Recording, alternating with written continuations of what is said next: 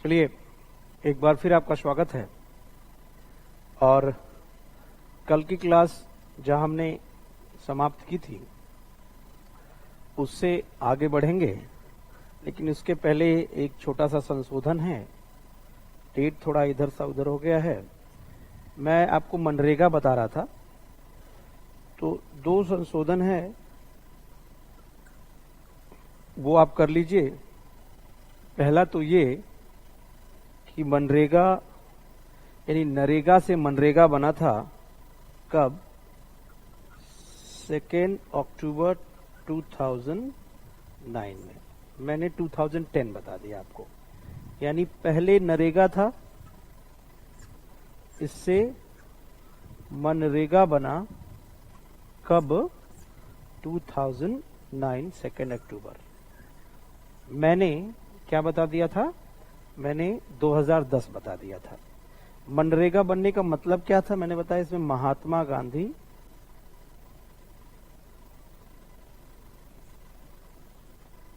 शब्द जुड़ा था, ठीक है। और दूसरी बात जो मैंने बताई थी वो मुझे बताना था, या मुझसे सुधार लीजिए, वो ये है कि जब 2 फेब 2006 में आंध्र प्रदेश के बंदापल्ली से शुरू हुआ, और ये जब सक्सेसफुल प्रोजेक्ट रहा तो इसको पूरे भारत में, ठीक है, कब इसे लागू कर दिया गया पूरे भारत में? इसे 1 अप्रैल 2008 में भारत के लगभग, या ऐसे कह लो सभी जिलों में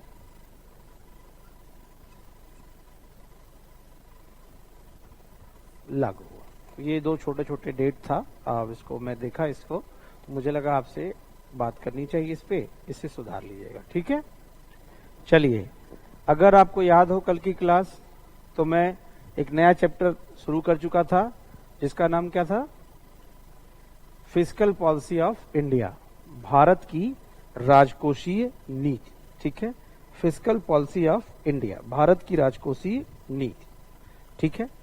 इसमें हमने बात किया था कि राजकोषीय नीति क्या है? राजा का कोष। थोड़ा सा मैं आपको रिदम पे लाने के लिए मैं थोड़ा दोहराऊंगा, तभी आपको चीजें समझ में आएंगी। मैंने कहा था इसमें सरकार के आय और व्यय की बात की जाती है। और क्यों की जाती है? सरकार को, सरकार चला रही सरकार, तो सरकार लोकतंत्र में चलती कैसे? पहले इसको समझिए, बेसिक बात। लोकतंत्र में सभी लोग मिलकर अपना जनप्रतिनिधि चुनते हैं। वो जनप्रतिनिधि मिलके जिस पार्टी को अधिक मेजॉरिटी मिल जाती है, वो सभी जनप्रतिनिधि मिलके अपना एक प्रतिनिधि चुनते हैं, जिसे प्रधानमंत्री कहते हैं। और प्रधानमंत्री राष्ट्रपति से कह के, यानी उनसे मिलके अपना सरकार बनाते हैं, और सरकार में अपने सहयोगियों की लिस्ट देते हैं, जिसे मंत्रिमंडल कहते हैं। विभिन्न विभाग होते हैं। पूरे देश को चलाने के लिए देश के लोग ही एक सरकार को प्रतिनिधि के रूप में चुनते हैं। देश के लोगों का ही पैसा है जो कंसोलिडेटेड फंड यानी संचित निधि में जाता है। उस पैसे को कैसे कैसे खर्च किया जाएगा, कैसे नहीं खर्च करना है, इसके लिए सरकार हर साल एक बजट प्रस्तुत करती है। बजट में इसके बाद बताता हूं अभी, ठीक है। तो बजट जब प्रस्तुत करती है तो उस बजट में सरकार बताती है कि देखो भाई, हमारे इनकम ये हुए, इतना खर्च हुआ, हमें घाटा हुआ, या फिर हमें अगले साल के लिए और हमें कितने पैसे चाहिए। इसलिए जनता जनार्दन के सामने, यानी ओपन हाउस में, यानी पार्लियामेंट में, लाइव टीवी के सामने वित्त मंत्री बताते हैं कि हमने ये खर्च कर दिया, ये खर्च करने का हमारा प्लान चल रहा है, और इस प्लान को क्या फलीभूत करने के लिए हमें और कितने पैसे चाहिए। यही है बजट। मैं अभी आऊंगा उस पर और बताऊंगा, लेकिन उसके जाने से पहले हम देख रहे थे कि हम सरकार की पहले आय और व्यय तो समझ लें, तब तो बजट पेश होगा। क्या उसमें घाटा हुआ या मुनाफा हुआ ये जानेंगे। तो मैं यही कह रहा था कि गवर्नमेंट की आय की बात कर रहा था। अगर आपको याद हो, यहां सरकार, ठीक है, सरकार, सरकार के आय और व्यय की बात हो रही है। आय और व्यय की बात चल रही है। तो मैंने कहा था इसको ऐसे बनाएंगे हम लोग, ठीक है। और इधर आय यानी इनकम, यही बात हुई थी, इनकम, ठीक है। क्या कहेंगे इसे? आय। और इधर मैंने कहा था व्यय, यानी एक्सपेंडिचर, खर्च। इसकी एक और हिंदी क्या हो जाएगी? खर्च। व्यय थोड़ी टफ हिंदी भी लग सकती है आपको, खर्च। आय और व्यय। आय मैंने आपसे बताया था कि दो तरह की होती है, उसे मैं रिपीट कर रहा हूं। आय दो तरह की होती है, एक जो आपकी लायबिलिटी बढ़ाती है मैंने कहा, और एक जो लायबिलिटी आपकी नहीं बढ़ाती। मैंने आपसे कहा था कि अगर मान लीजिए आप क्या मेरे साथ एज एसोसिएट काम करते हैं, रिसर्च एसोसिएट, आपको मैं सैलरी दिया, तो वो भी एक आपकी इनकम होगी, लेकिन इससे आपकी लायबिलिटी नहीं बढ़ेगी। लेकिन अगर आप मुझसे उधार लेके जाते हैं तो उससे क्या होगा? आपकी लायबिलिटी बढ़ जाएगी, क्योंकि आपको वो मुझे चुकाना पड़ेगा पैसा, ठीक है। अब आय दो तरह की होती है, इसको नाम अलग अलग दिया गया था। क्या? एक है राजस्व आय, राजस्व आय।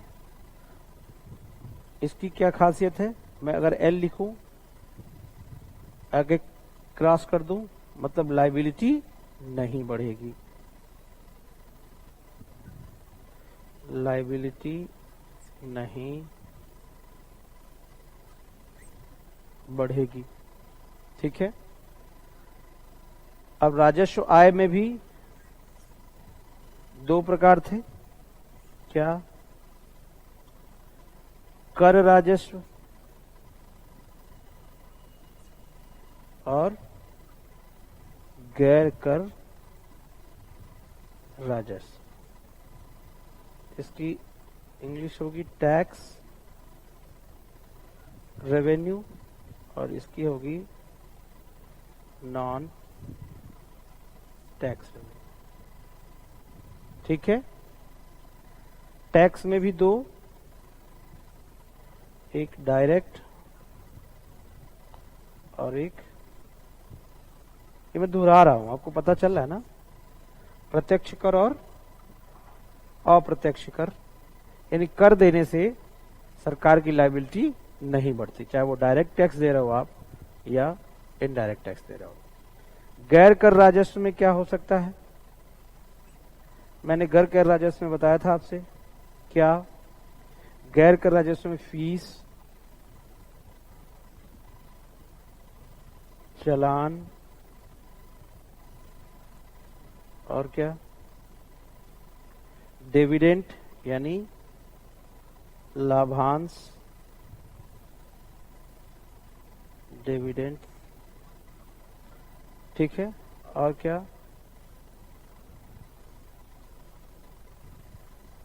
प्रॉफिट ऑफ रेलवे, और क्या? ऑक्शन ऑफ स्पेक्ट्रम, यानी स्पेक्ट्रम की नीलामी।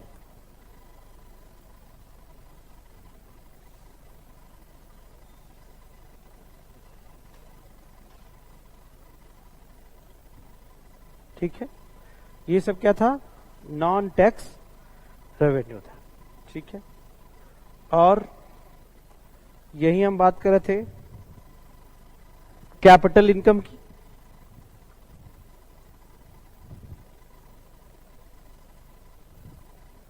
ये मैं दोहरा रहा हूं, आप समझ रहे हो ना, ये सब चीजें आप कल पढ़ चुके हो अच्छे से, ठीक है। तो इसको हम बात करते हैं कैपिटल इनकम। इसकी हिंदी होगी पूंजीगत आय। पूंजीगत आय की बच्चों खासियत क्या है? कि यह लायबिलिटी बढ़ाती है,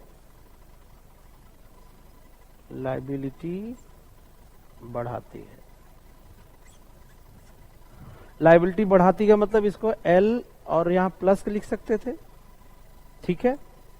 लायबिलिटी बढ़ाती है तो इसका मतलब ये हुआ कौन कौन से वो इनकम है जो गवर्नमेंट की लायबिलिटी बढ़ाती है, और उस इनकम के बारे में हम देखिए, चलिए समझते हैं वो इनकम कौन कौन सी है। पहले तो बारोइंग्स होगी, बारोइंग्स,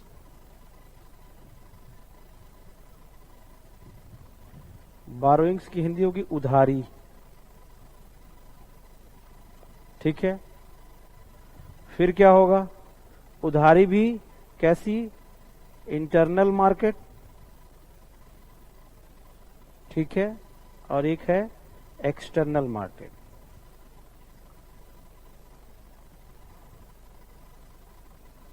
एक्सटर्नल मार्केट, इंटरनल मार्केट में कौन होगा, आरबीआई होगा। एक्सटर्नल मार्केट में कौन होगा, आईएमएफ कह लो, वर्ल्ड बैंक कह लो, कोई डाउट। फिर और क्या था इसमें, देखिए भाई, इसमें और था अदर लायबिलिटीज,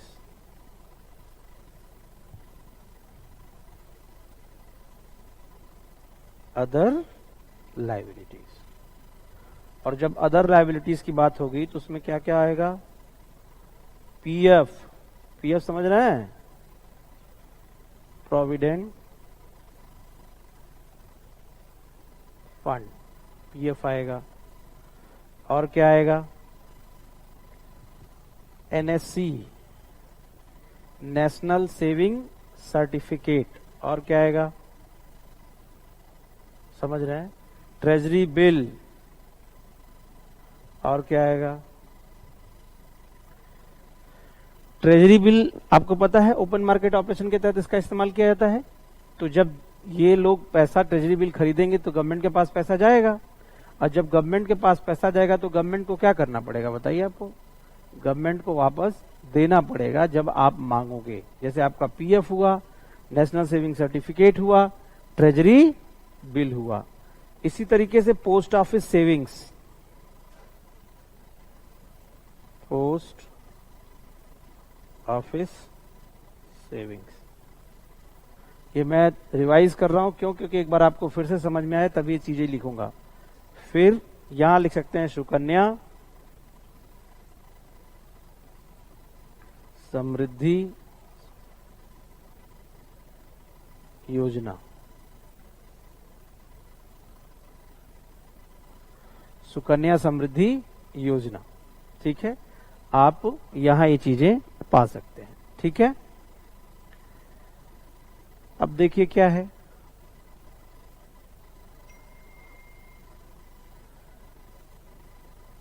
हाँ, ये गवर्नमेंट के इनकम हो गए। मैं फिर एक बार दोहरा देता हूं, रेवेन्यू इनकम, राजस्व आय, कैपिटल इनकम। रेवेन्यू इनकम की खासियत क्या है, ये लायबिलिटी नहीं बढ़ाती। कैपिटल इनकम खासियत क्या है, ये लायबिलिटी बढ़ाती। किसकी, गवर्नमेंट की। लायबिलिटी बढ़ाने का मतलब लौटाना पड़ेगा या देना पड़ेगा, क्लियर हुआ। अब देखिए रेवेन्यू इनकम में आप दो तरह कह सकते हैं, कर और गैर कर आय, tax and non tax. Tax में दो हैं, ये मैंने बताया आपको, डायरेक्ट और इनडायरेक्ट, मैं अभी एक्सप्लेन करूंगा इसे, ठीक है। और गैर कर राजस्व में क्या है, नॉन टैक्स में फीस, चलान, लाभांश, profit of railway, auction of spectrum, interest यहां लिख सकते हो। इंटरेस्ट मतलब ब्याज। ये भी ऐसा इनकम है गवर्नमेंट का जो लायबिलिटी नहीं बढ़ाता है। और जो लायबिलिटी बढ़ाने वाली है वो बारोइंग्स है। और इसमें क्या है, एक और आ सकता है पोस्ट ऑफिस सेविंग के साथ में, क्या, डिसइन्वेस्टमेंट, डिसइन्वेस्टमेंट, इसकी हिंदी होगी विनिवेश। क्या इसकी हिंदी होगी, विनिवेश। डिसइन्वेस्टमेंट इसकी एक हिंदी होगी विनिवेश, ठीक है। तो ऐसे में ये चीजें थोड़ी क्लियर कर लीजिए। अभी आपको बहुत फोकस रहना पड़ेगा चीजों को लेकर के। मैं क्यों बार बार दोहरा रहा हूं, चलिए आप मेरे साथ थोड़ा सा सोचिए इस चीज को लेकर के। जब आप वीडियो देख रहे हो ये, तो थोड़ा सा आप क्या करिए, अपने आप को थोड़ा पॉज कीजिए और थोड़ा सा सोचिए, थोड़ा सा रुक के सोचिए। और मैं मतलब वीडियो मत पॉज कीजिए, ठीक है, मैं साथ में बोल रहा हूं, आप थोड़ा सा इमेजिन करने की कोशिश करिए, ठीक है। गवर्नमेंट इनकम की बात चल रही थी और एक्सपेंडिचर की बात करनी है। इनकम की बात जब चल रही थी तो इनकम में मैंने कहा देखो भैया, दो तरह के इनकम होते हैं। एक ऐसा इनकम सरकार का जो सरकार की लायबिलिटी नहीं बढ़ाता है। अब आपके मन में सवाल है तो सरकार का इनकम क्यों, तो इसका जवाब आप खुद दे दोगे, क्योंकि सरकार को देश चलाना है तो इसे इनकम तो जनरेट करना पड़ेगा, क्योंकि देश में सभी लोग बहुत अच्छी कंडीशन में नहीं है। बहुत से आम लोगों को, जो गरीब हैं, जो डाउन ट्रोडन है, जो मार्जिनलाइज्ड है, दलित हैं, शोषित हैं, जो इतने क्या है योग्य नहीं है, उनको भी तो देखना है। और उनको देखने के लिए हमें अपने संसाधनों का दोहन करने के लिए हमें सरकार को क्या उसका इनकम जनरेट करना ही होगा या करवाना ही होगा। ऐसे में क्या है, सरकार के अगर इनकम की बात करें तो सरकार की इनकम दो तरह की होती है। एक ऐसी इनकम जो सरकार की लायबिलिटी को क्या करता है, बढ़ाता है, और एक ऐसी इनकम होती है जो सरकार की लायबिलिटी को नहीं बढ़ाता है। अगर लायबिलिटी शब्द मैं प्रयोग कर रहा हूं तो आप समझ पा रहे हैं, लायबिलिटी का मतलब देयता और देयता का मतलब देना पड़ेगा। तो सरकार के वो कौन कौन से इनकम है जिसे सरकार को कभी लौटाना नहीं पड़ता डिमांड करने पे आप, तो मैंने आपसे कल बताया था कि उन्हें कैसे रेवेन्यू इनकम कहते हैं। रेवेन्यू इनकम राजस्व आय, एक नाम दिया गया है राजस्व आय। इसे बार बार इसलिए मैं बता रहा हूं क्योंकि अपने दिमाग में बैठाइए इसको, क्योंकि आगे जब मैं घाटा पढ़ाऊंगा, राजकोषीय घाटा, प्राथमिक घाटा, या फिर मैं पढ़ाऊंगा राजस्व घाटा या फिर बजट घाटा, तो मैं सीधे राजस्व आय कह दूंगा, रेवेन्यू इनकम। अब रेवेन्यू इनकम का कॉन्सेप्ट आपके दिमाग में नहीं है तो फिर आप वहां कंफ्यूज हो जाओगे। तो अभी क्लियर हुआ, एक बार फिर दोहरा रहा हूं मैं, राजस्व आय वह आय होती है जो सरकार की देयता को बिल्कुल भी नहीं बढ़ाती। अब आपके मन में सवाल आए कि उदाहरण, तो इसके दो उदाहरण है, कर राजस्व और गैर कर राजस्व। एक तो बहुत बड़ा इनकम का स्रोत कर है, टैक्स है, जो सबको पता है, लेकिन टैक्स के अलावा भी कुछ ऐसी इनकम होती है जिससे गवर्नमेंट की लायबिलिटी नहीं बढ़ती है। जैसे फीस आप भरते हो, एग्जाम दे रहे हो आप, फॉर्म भरते हो, फीस भरते हो, चालान, गाड़ी चला रहे हैं आप और चालान कट गया। दूसरा डिविडेंड, लाभांश, profit of railway, auction of spectrum और इंटरेस्ट, ये ऐसे इनकम है। और कर में डायरेक्ट और इनडायरेक्ट टैक्स है, और टैक्स तो आपको पता ही है। और इनडायरेक्ट टैक्स में एक बहुत बड़ा टैक्स आ चुका है, उसे क्या कहते हैं, goods and services tax, GST. तो यहां से एक बात अभी बैठा लो दिमाग में, जीएसटी एक इनडायरेक्ट टैक्स है। जीएसटी कैसा कर है, अप्रत्यक्ष कर है, ठीक है, जिसे वस्तु और सेवा कर भी, या हिंदी में इंग्लिश में जीएसटी कहते हैं। अब मैं कह रहा था कि कुछ ऐसे इनकम होते हैं जिनके से क्या लायबिलिटी बढ़ जाती है। तो मैंने उदाहरण बताया था, एक तो उधार लोगे, गवर्नमेंट अगर कहीं से उधार लेगी तो ऑब्वियस सी बात है गवर्नमेंट को लौटाना पड़ेगा। गवर्नमेंट उधार कहां से लेती है, एक तो इंटरनल मार्केट यानी आरबीआई देता है, एक्सटर्नल मार्केट फिर कौन देता है, आईएमएफ, वर्ल्ड बैंक या इंटरनेशनल ऑर्गेनाइजेशंस देती हैं, और कुछ डेवलप्ड इकोनॉमीज देती हैं। बारोइंग के अलावा कुछ अदर लायबिलिटीज होती हैं, जैसे क्या, प्रोविडेंट फंड, पीएफ। मैंने कहा था गवर्नमेंट एम्प्लॉय अपना पीएफ कटवाता है तो सरकार के खाते में जाता है, सरकार उसको अपने हिसाब से यूज करती है, लेकिन जब रिटायर्ड होता है वो एम्प्लॉय तो सरकार को विद इंटरेस्ट क्या करना पड़ता है, लौटाना पड़ता है। पीएफ हो गया, एनएससी, नेशनल सेविंग सर्टिफिकेट, ठीक है, राष्ट्रीय बचत पत्र। एनएससी क्या होता है, एनएससी डाकघर से मिलता है, एक पत्र होता है सरकार का, उसपे मोहर होता है, जिसपे कहा जाता है कि इतने साल बाद यह दुगुना हो जाएगा। आप जब वो पूरा हो जाएगा तो लेके आना, फिर आपको पैसा मिल जाएगा, और उस कागज के एवज में आप अपना कैश दे देते हो, ठीक है। दूसरा है ट्रेजरी बिल, वो मैं आपको बता चुका हूं और कई बार बता चुका हूं। ट्रेजरी बिल सरकार की प्रॉमिस होती है, जिसे reserve bank of India open market operation प्रक्रिया के तहत बेचता है। इससे सरकार की धन की उगाही होती है, लेकिन जैसे वो टाइम पीरियड पूरा हो जाता है, ट्रेजरी बिल के बदले में सरकार को विद इंटरेस्ट उतना पैसा लौटाना पड़ता है। तो हुआ ना ऐसा इनकम जो लायबिलिटी बढ़ा रहा है। पोस्ट ऑफिस सेविंग मैंने बता ही रखा था क्या कि पोस्ट ऑफिस अब सरकार के अंडर में ही रहता है। अब post office is right now working like a bank. If you are depositing your money in post office, then government will have to repay it whenever you demand it, because it is going to be the government's liability. So the saving of post office also a kind of income of government, which will consider as a capital income, because it is also increasing the liability of the government. So it's a kind of income which is which increases the liability of the government. In this reference you can give another example which is called Sukanya Samriddhi Yojana. What is this Yojana? I have explained it earlier. ठीक है? And it is like this, that you submit some money for the sake of your girl. After certain period of time, government will repay the money in huge amount with certain what interest. So this is also Sukanya Samriddhi Yojana. And in capital income, there was another example which is unique, which is called disinvestment. Vinivesh. It means that withdrawing your money or your investment in particular what company by selling its ownership or by selling its stakes to another person or a particular company. This is called disinvestment. And by this process government also generates some income. Suppose it's a company, suppose there is a company which has a total capital of 100 crore. Okay, and government is ready to sell it out in 90 crore. It means the government is ready to privatize it. Government is ready to transfer the ownership of the particular company. So what will happen? Government will generate money, but in this process government will lose its property. Okay, another thing, it is not, in some extent it is not generating its liability, but government is losing its property is also kind of liability generation. Clear हुआ? तो disinvestment को ध्यान रखिएगा. किस पे रखेंगे? Capital income में. अब इनकम पता चल गया. अब चलिए खर्च की बात करते हैं. खर्च क्या है?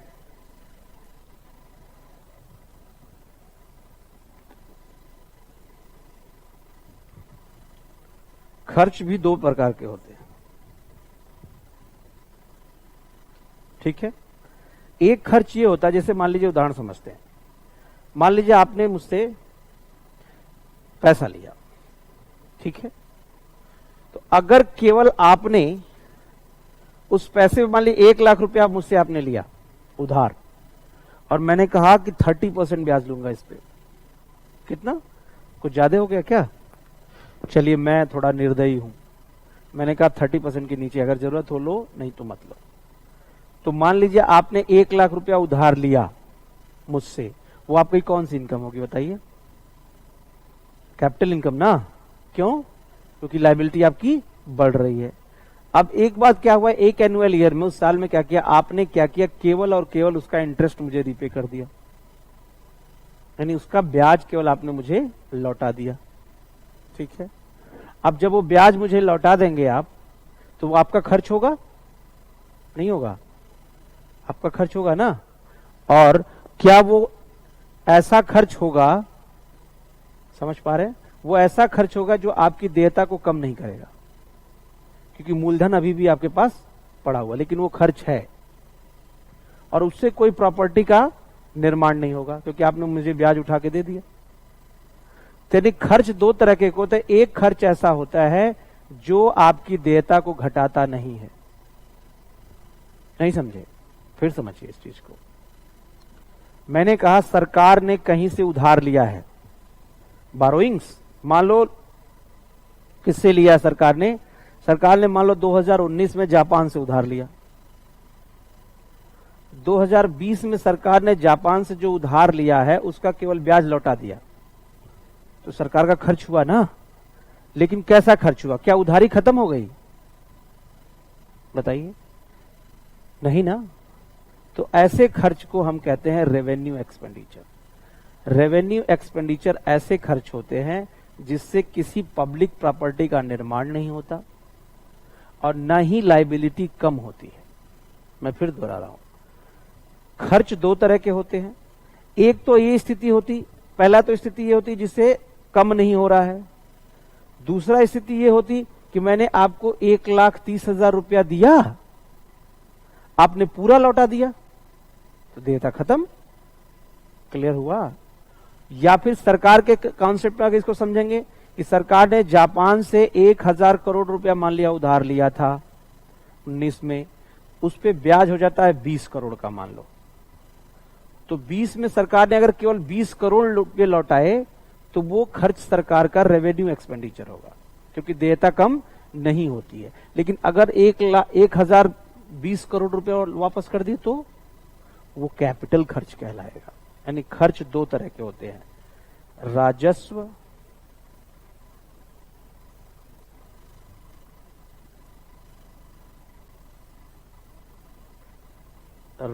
खर्च और दूसरा पूंजीगत खर्च। इंग्लिश में कहेंगे इसे रेवेन्यू एक्सपेंडिचर और इसे क्या कहेंगे? Capital expenditure. ठीक है? रेवेन्यू एक्सपेंडिचर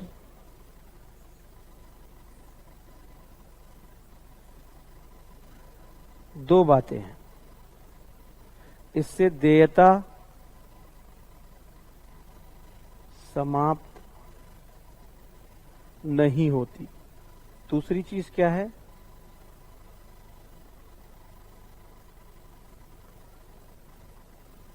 पब्लिक प्रॉपर्टी का निर्माण नहीं होता। पब्लिक प्रॉपर्टी का निर्माण नहीं होता, देयता समाप्त नहीं होती और न ही पब्लिक प्रॉपर्टी का निर्माण होता है। क्लियर? और इसके ठीक उल्टा क्या होता है इसमें, कैपिटल एक्सपेंडिचर में? देयता समाप्त हो जाती है और पब्लिक प्रॉपर्टी का निर्माण होता है। अब एग्जाम्पल देखिए, रटना नहीं है, एग्जाम्पल दूंगा मैं, समझिएगा। एक तो एग्जाम्पल मैंने वही दिया कि अगर सरकार ने मान लो उधार लिया है जापान से, और अगर एक बात बताइए, सरकार ने जापान के ब्याज को लौटाया तो इससे क्या कोई पब्लिक प्रॉपर्टी बनी? क्लियर हुई बात? तो उससे खर्च को किस में रखोगे? रेवेन्यू एक्सपेंडिचर में। और देयता समाप्त नहीं होगी, अगले साल फिर उतना ब्याज देना पड़ेगा विथ इंटरेस्ट और विथ प्रिंसिपल अमाउंट। क्लियर हो रहा है? मैं फिर से कह रहा हूं, अभी क्या है कि वीडियो क्लासेस में आपका सीधे रिस्पांस पाना संभव नहीं है, इसलिए मैं चीजों को बार बार दोहराऊंगा। जो समझ गया हो वो परेशान ना हो, उसे और एक बार सुने। जिसे समझने में क्या होता है, हर तरीके के व्यूअर होते हैं, हर तरीके के छात्र होते हैं। उद्देश्य हमारा क्या होता है कि जो भी इस वीडियो को देख रहा हो वो समझे। अब देखिए क्या है, सबकी अपनी क्षमता होती है। कुछ लोगों को एक बार ही समझ में आ जाएगा। होता क्या है, उनका अपना बेस होता है, उन्होंने ग्रेजुएशन में पढ़ा होता है या 10+2 में पढ़ा होता है, या वो कुछ कुशाग्र होते हैं। कुछ लोग ऐसे होते हैं जिनका बेस नहीं होता है, जो पहली बार इकोनॉमिक्स पढ़ रहे होते हैं। तो भाई हमें उन्हें भी देखना है, इसलिए मैं एक चीज को 2 बार बोलूंगा, 3 बार बोलूंगा।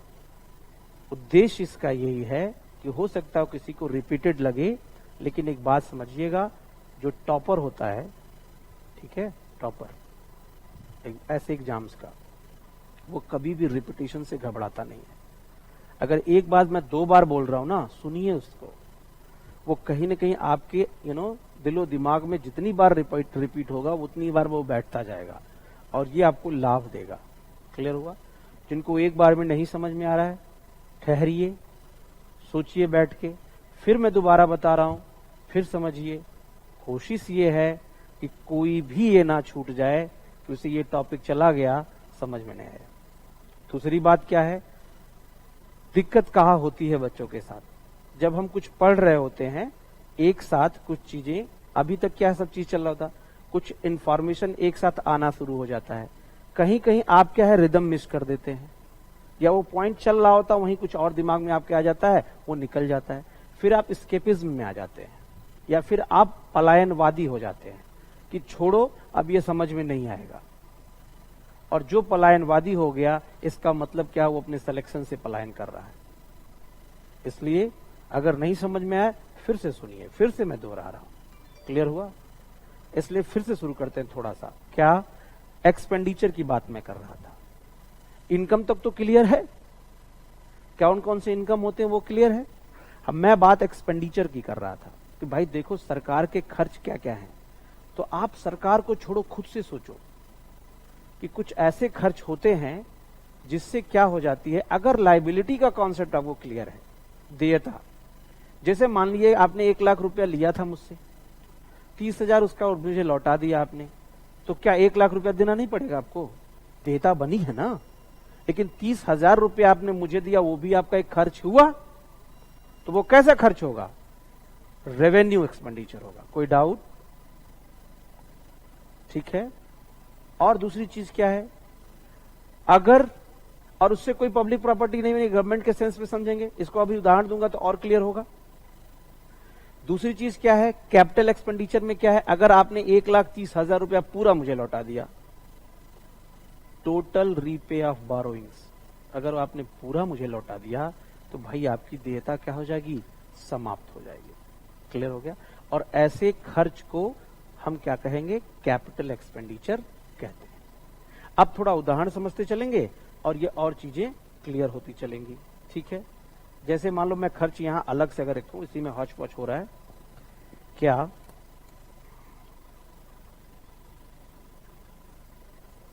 सरकार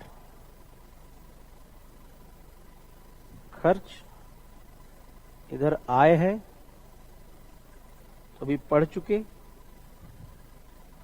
खर्च की बात हो रही है, एक्सपेंडिचर, एक्सपेंडिचर मैंने कहा राजस्व, और ये पूंजीगत। राजस्व का मामला क्या है? रेवेन्यू। इसमें दो बातें सब हैं। पहला, लायबिलिटी कम नहीं होती। ठीक है, लायबिलिटी कम नहीं होती। और दूसरी बात, पब्लिक प्रॉपर्टी नहीं बनती। अब इसके उदाहरण मैं बता रहा हूं आपको। पब्लिक प्रॉपर्टी नहीं बनती, जैसे पहला एग्जाम्पल इसका है इंटरेस्ट पेमेंट।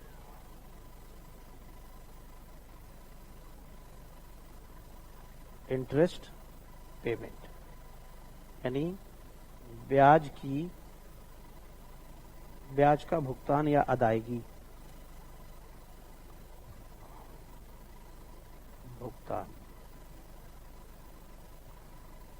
ब्याज का भुगतान, इंटरेस्ट पेमेंट। अगर ब्याज का भुगतान कर दिया जाए, जैसे मान लो उदाहरण के लिए मैंने कहा, फॉर एग्जाम्पल इंडिया ने जापान से 1,000 करोड़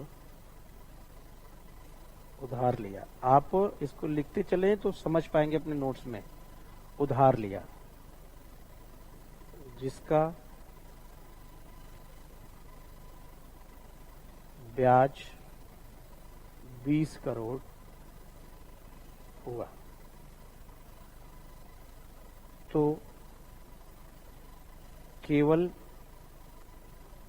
ब्याज अदा कर देने से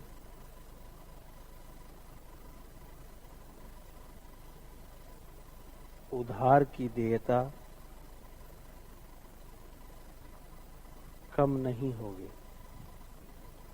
मतलब उधार देना पड़ेगा और अगले महीने या अगले साल जो भी इंटरेस्ट रेट होगा फिर और देना पड़ेगा, लेकिन ये खर्च तो है, 20 करोड़ का खर्च तो हुआ। तो वही मैं कह रहा हूं, ये कैसा खर्च है, ये कैसा खर्च है, रेवेन्यू एक्सपेंडिचर। मैंने कहा पब्लिक प्रॉपर्टी नहीं बनती है। जैसे मान लो दूसरा उदाहरण है, एग्जांपल 2,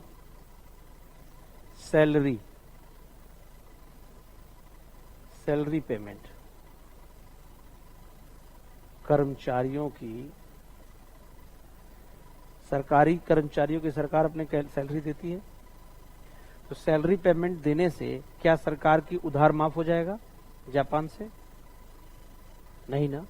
क्या देयता खत्म हो जाएगी? नहीं। क्या सैलरी देने से कोई पब्लिक प्रॉपर्टी बन जाती है? नहीं। जैसे सैलरी देने से क्या मेट्रो ब्रिज या फिर इस तरह के प्रोजेक्ट लग जाते हैं क्या? नहीं। ऐसे ही तीसरा उदाहरण है पेंशन।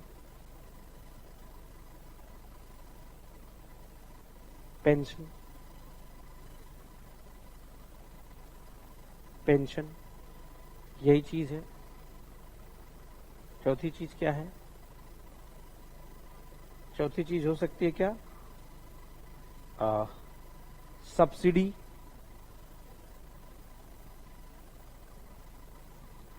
सब्सिडी देने से क्या हो जाता है? क्या सरकार का उधार माफ हो जाता है या कोई पब्लिक प्रॉपर्टी बन जाती है? नहीं ना। और आप पांचवा उदाहरण लिख सकते हैं क्या? ग्रांट्स, यानी अनुदान। ग्रांट्स यानी अनुदान। ठीक है। अब देखिए क्या है, ग्रांट्स यानी अनुदान। तो ये देने से ये सारे खर्च हैं सरकार के। सैलरी पेमेंट हुआ, पेंशन हुआ, सब्सिडी हुआ, ग्रांट्स हुआ या इंटरेस्ट का पेमेंट हुआ, ये सभी किस में आएंगे? Revenue expenditure. क्लियर हुआ? रेवेन्यू एक्सपेंडिचर, फिर दोहरा रहा हूं मैं, रेवेन्यू एक्सपेंडिचर क्या सरकार की देयता ना तो कम करता है और ना ही किसी पब्लिक प्रॉपर्टी का निर्माण करता है। रेवेन्यू एक्सपेंडिचर सरकार की ना तो देयता कम करता है और ना ही किसी पब्लिक प्रॉपर्टी का। इसके उदाहरण मैं कह सकता हूं, सरकार जो अपने एम्प्लॉय को सैलरी दे रही है, पेंशन दे रही है, सब्सिडी दे रही है, ग्रांट दे रही है, इससे किसी प्रकार का कोई भी देयता सरकार का कम नहीं होता। अच्छा, एक्सपेंडिचर दूसरे में क्या है? खर्च में दूसरे तरीके का खर्च कौन सा है? Capital expenditure. कैपिटल एक्सपेंडिचर, इसको कहते हैं पूंजीगत खर्च। अब क्या होता है पूंजीगत खर्च? इसको देखिए, मैंने कहा इसके भी दो बात हैं। क्या? पहला, देयता समाप्त, यानी लायबिलिटी फिनिश्ड। देयता क्या हो जाती है? समाप्त हो जाती है। और दूसरे क्या है? पब्लिक प्रॉपर्टी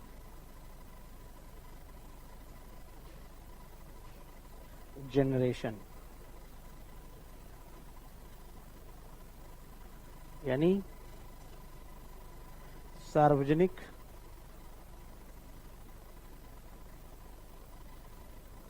संपत्ति का निर्माण होता है। ठीक है। उदाहरण आप देख लीजिए, जैसे सरकार ने क्या हुआ, जापान का उदाहरण लीजिए। सरकार ने अगर केवल 20 करोड़ ब्याज दिया तो वो खर्च कैसा होगा? Revenue expenditure. लेकिन अगर सरकार ने क्या किया, 1020 करोड़, यानी कह सकते हैं total repay of borrowings, total repay of borrowings. और दूसरा क्या है, ठीक है, दूसरा है, अच्छा हिंदी इसको कह सकते हैं टोटल रिपे ऑफ बारोइंग्स को हिंदी में क्या कह सकते हैं,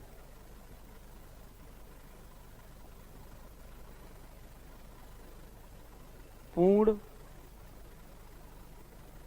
उधार की अदायगी, यानी टोटल दे देना, है ना। जैसे कह सकते हो कि सरकार द्वारा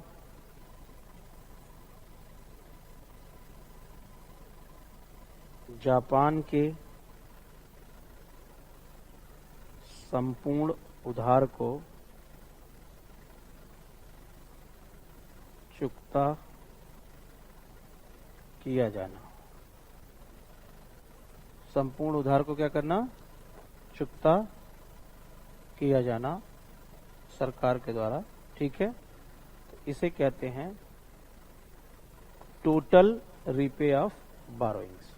इससे लायबिलिटी क्या होगी, समाप्त होगी। दूसरा, मेट्रो प्रोजेक्ट पर expenditure, expenditure on metro projects, metro projects पर एक्सपेंडिचर, मेट्रो प्रोजेक्ट्स पर खर्च, एक्सपेंडिचर ऑन मेट्रो प्रोजेक्ट्स। तो खर्च हो रहा है सरकार का, लेकिन परियोजनाएं, इससे क्या है, पब्लिक प्रॉपर्टी का क्या हो रहा है, निर्माण हो रहा है। और तीसरा आप कह सकते हो provide loans to the poor countries,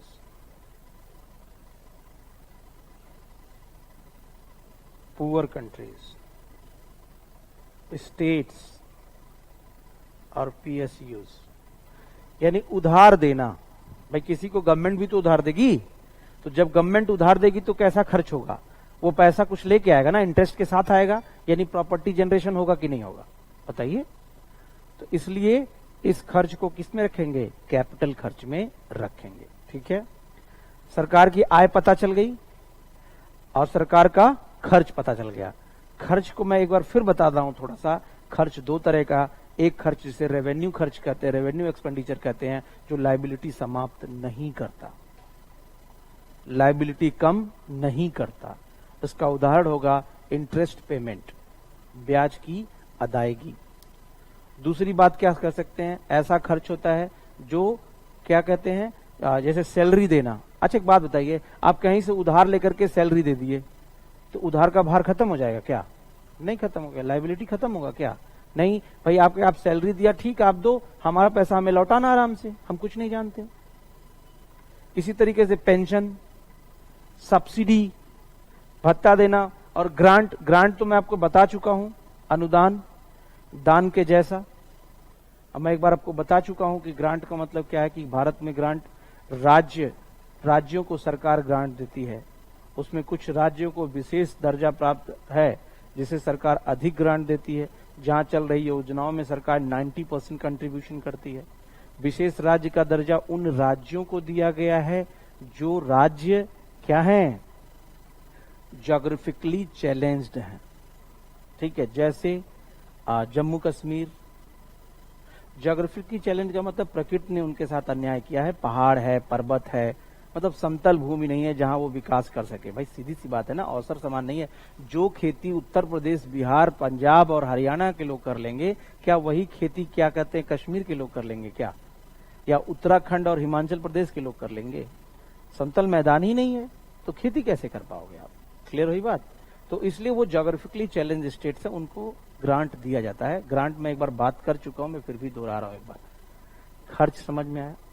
अब हमारे पास दोनों ब्यौरा आ गया, आय और व्यय का। अब हम थोड़ा समझेंगे घाटा क्या होता है, कैसे घाटा होता है। तो सीधी सी बात है, घाटा तभी होगा जब आय से व्यय अधिक होगा। ये तो बड़ा सिंपल बात, सबको पता है। क्लियर हुआ? लेकिन कुछ नाम दिए गए घाटों को लेकर के, तो इसे समझने के लिए आपने एक जगह अगर बनाया हो तो ठीक है, नहीं तो मेरे साथ साथ आप एक पेज पे चौड़े फॉर्मेट में दोनों को बना लीजिए। मैं इसे थोड़े पतले पेन से बनाऊंगा क्योंकि ये आएगा नहीं टोटल, और मैं इसे इंग्लिश में ही लिखूंगा। अब आप चाहें तो बना ले, अगर आपने ऐसे लंबे फॉर्मेट में बनाया हो तो अच्छी बात है, ठीक है। जैसे मैं लिखाया सरकार, यानी गवर्नमेंट, ठीक है।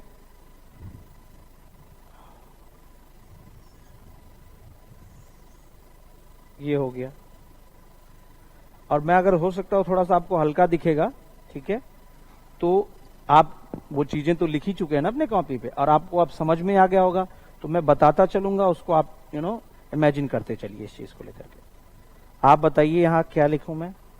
आय यानी इनकम, यही ना? क्या लिखूं मैं? Income,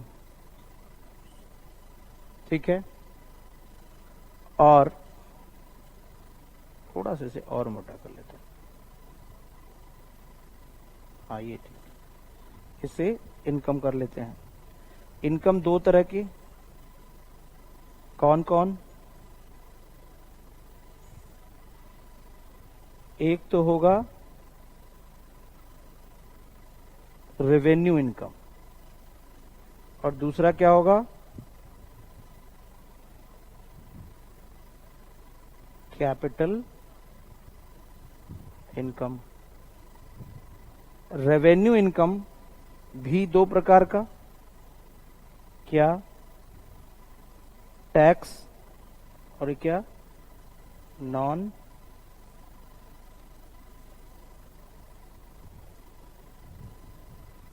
tax. टैक्स में दो प्रकार बताइए, डायरेक्ट, बोलते चलिए मेरे साथ, और इनडायरेक्ट। अगर मैं यही कहूं इनडायरेक्ट के बारे में अगर कुछ लिखना हो तो क्या सबसे पॉपुलर क्या है? जीएसटी। डायरेक्ट में अगर एक आप बहुत पॉपुलर जानते हैं, क्या? Income tax. नॉन टैक्स के उदाहरण बताइए आप। अच्छा, अगर मैं यहां लिखूं क्या? रेवेन्यू मतलब लायबिलिटी, ऐसे मैं काट दूं, इसका मतलब नहीं बढ़ेगी, क्लियर। नॉन टैक्स में चलिए, नॉन टैक्स में फीस, फी, फाइन यानी चालान, डिविडेंड्स, ठीक है, यानी लाभांश। ये सब मैं बता चुका हूं, फिर भी क्योंकि मुझे ये चार्ट एक रखना पड़ेगा सामने, तभी मैं घाटा समझा पाऊंगा, इसलिए मैं लिख रहा हूं बार बार, ठीक है। डिविडेंड्स यानी लाभांश, इंटरेस्ट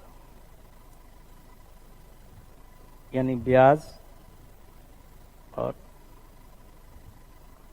ऑक्शन ऑफ स्पेक्ट्रम यानी नीलामी, और आप रेलवे प्रॉफिट, ठीक है। ये हो गया एक इनकम जो लायबिलिटी नहीं बढ़ा रहा, और मैं यहां कहूं अगर ये लायबिलिटी बढ़ाता है, ठीक है, अगर एल, तो इसमें क्या होगा? कैपिटल में इसमें लिख लो, पहले तो इसमें लिख लो बारोइंग्स,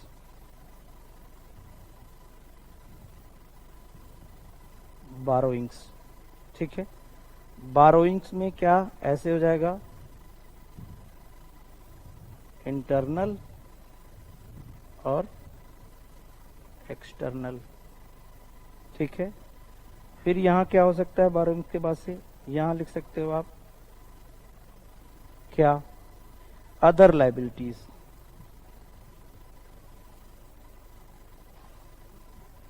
अदर लायबिलिटीज। अदर लायबिलिटीज में क्या लिख सकते हो आप? अदर लायबिलिटीज में आप लिख सकते हो यहां पे क्या? बोलिए।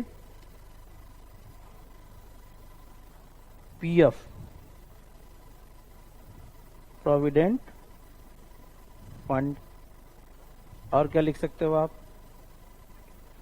एनएससी। एनएससी का फुल फॉर्म पता है, नेशनल सेविंग सर्टिफिकेट। और क्या लिख सकते हो, ट्रेजरी बिल। और क्या हो सकता है, पोस्ट ऑफिस सेविंग्स। और क्या हो सकता है यहां पे, चलिए बताइए। और हो सकता है सुकन्या समृद्धि योजना। ठीक है, सुकन्या समृद्धि योजना हो जाएगा। ठीक है, और ये हो गया।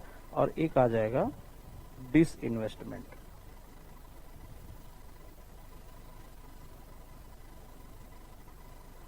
डिसइन्वेस्टमेंट, क्लियर, ये चीजें आ जाएंगी इसमें। अब चलिए थोड़ा सा एक्सपेंडिचर देख लेते हैं। इसके भी दो पार्ट होंगे। एक क्या होगा, रेवेन्यू,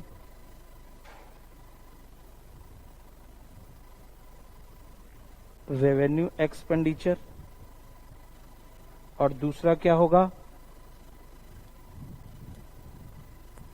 दूसरा होगा आपका क्या, कैपिटल,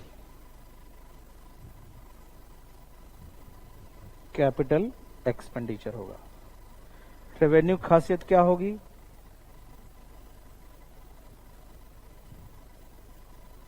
लायबिलिटी नहीं घटेगी। और दूसरा प्रॉपर्टी नहीं बनेगी। यही तो उदाहरण देखिए इसमें, इंटरेस्ट पेमेंट यानी ब्याज भुगतान, सैलरी, पेंशन,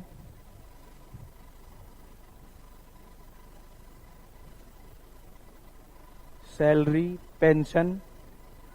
और क्या, सब्सिडी और ग्रांट्स। ठीक है, और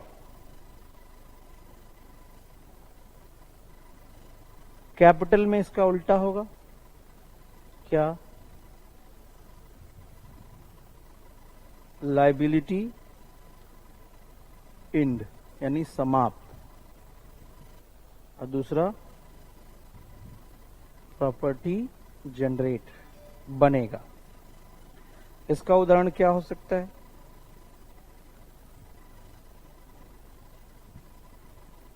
इसका उदाहरण हो सकता है आपका क्या,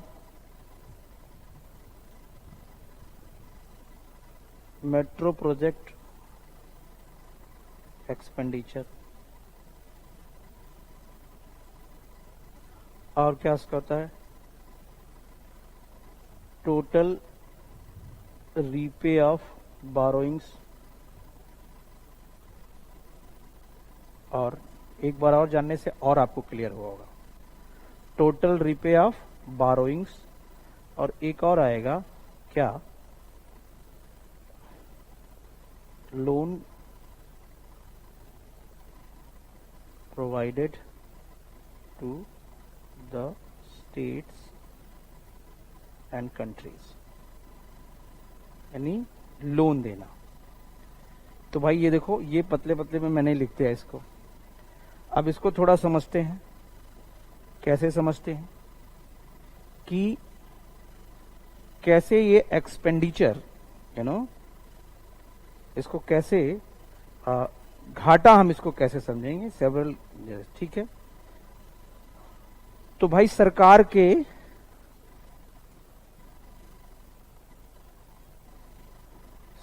के ये इनकम हो गए और ये एक्सपेंडिचर होंगे। ठीक है, तो पहली चीज मान लो गवर्नमेंट को, ठीक है, उस साल में 2020-21 मान लो, या 19-20 मान लो, चलो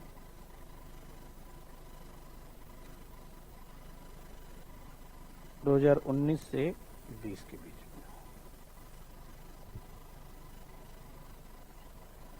2019 से 20 के बीच में मान लो सरकार का टोटल इनकम, अगर टोटल इनकम मैं बोल रहा हूं तो रेवेन्यू प्लस कैपिटल,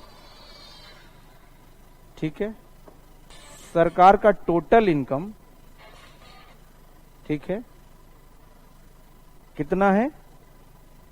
सरकार का टोटल इनकम है मान लो 1000 करोड़, 1000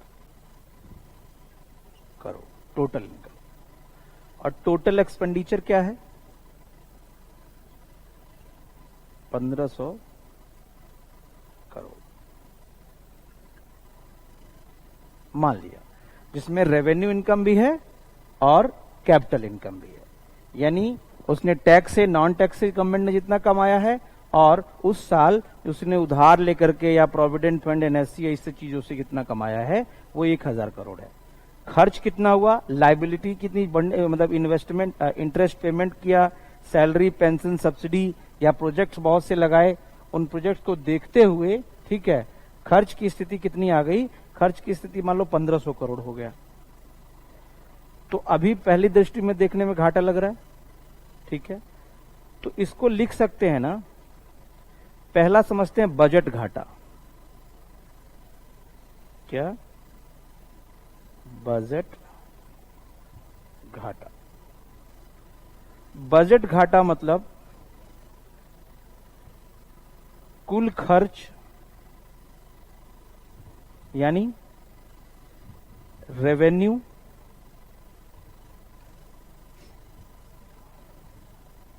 राजस्व खर्च, समझ रहे हो, प्लस पूंजीगत खर्च, ऋण कुल आय, बहुत सिंपल, राजस्व आय प्लस पूंजीगत आय, मतलब जो टोटल आया हुआ है। यानी इसको इंग्लिश में या total expenditure minus total income, इसको कहते हैं बजट डेफिसिट। अगर हम यहां देखें तो टोटल हमारा एक्सपेंडिचर कितना है? 1500 करोड़, और टोटल इनकम कितना है? 1000 करोड़। तो बजट घाटा बताओ, आसान है, 1500 माइनस 1000 इक्वल टू 500 करोड़। इसको हम दूसरी भाषा में कह सकते हैं, budget deficit is excess on total income. नहीं कह सकते, कितना अधिक हुआ है। इसको दूसरी भाषा में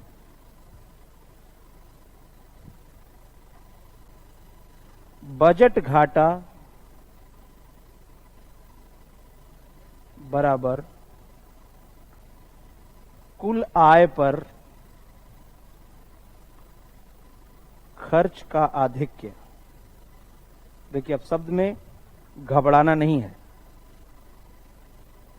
यानी कुल आय पर खर्च का आधिक्य मतलब क्या हो गया इसका? इस सूत्र से हमें कितना मिला है बजट डेफिसिट? 500 करोड़। यही तो कह रहा है, यह टोटल इनकम पर कितना अधिक, उससे ज्यादा खर्च हुआ है, 500 एक्स्ट्रा खर्च हुआ है, वही है। यानी इसको लिख सकते हैं टोटल। एक्चुअली क्या है ना, आपसे जब क्वेश्चन पूछा जाता है प्रीलिम्स में, तो ऐसे नहीं पूछा जाता है कि बिल्कुल मैथ की फार्मूले की तरह। आपने लगा तो लिया total expenditure minus total income, इसको लैंग्वेज चेंज कर देता है। इसको कह सकते हैं total excess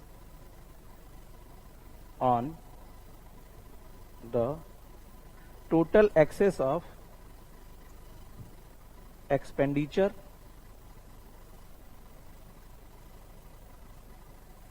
on total income.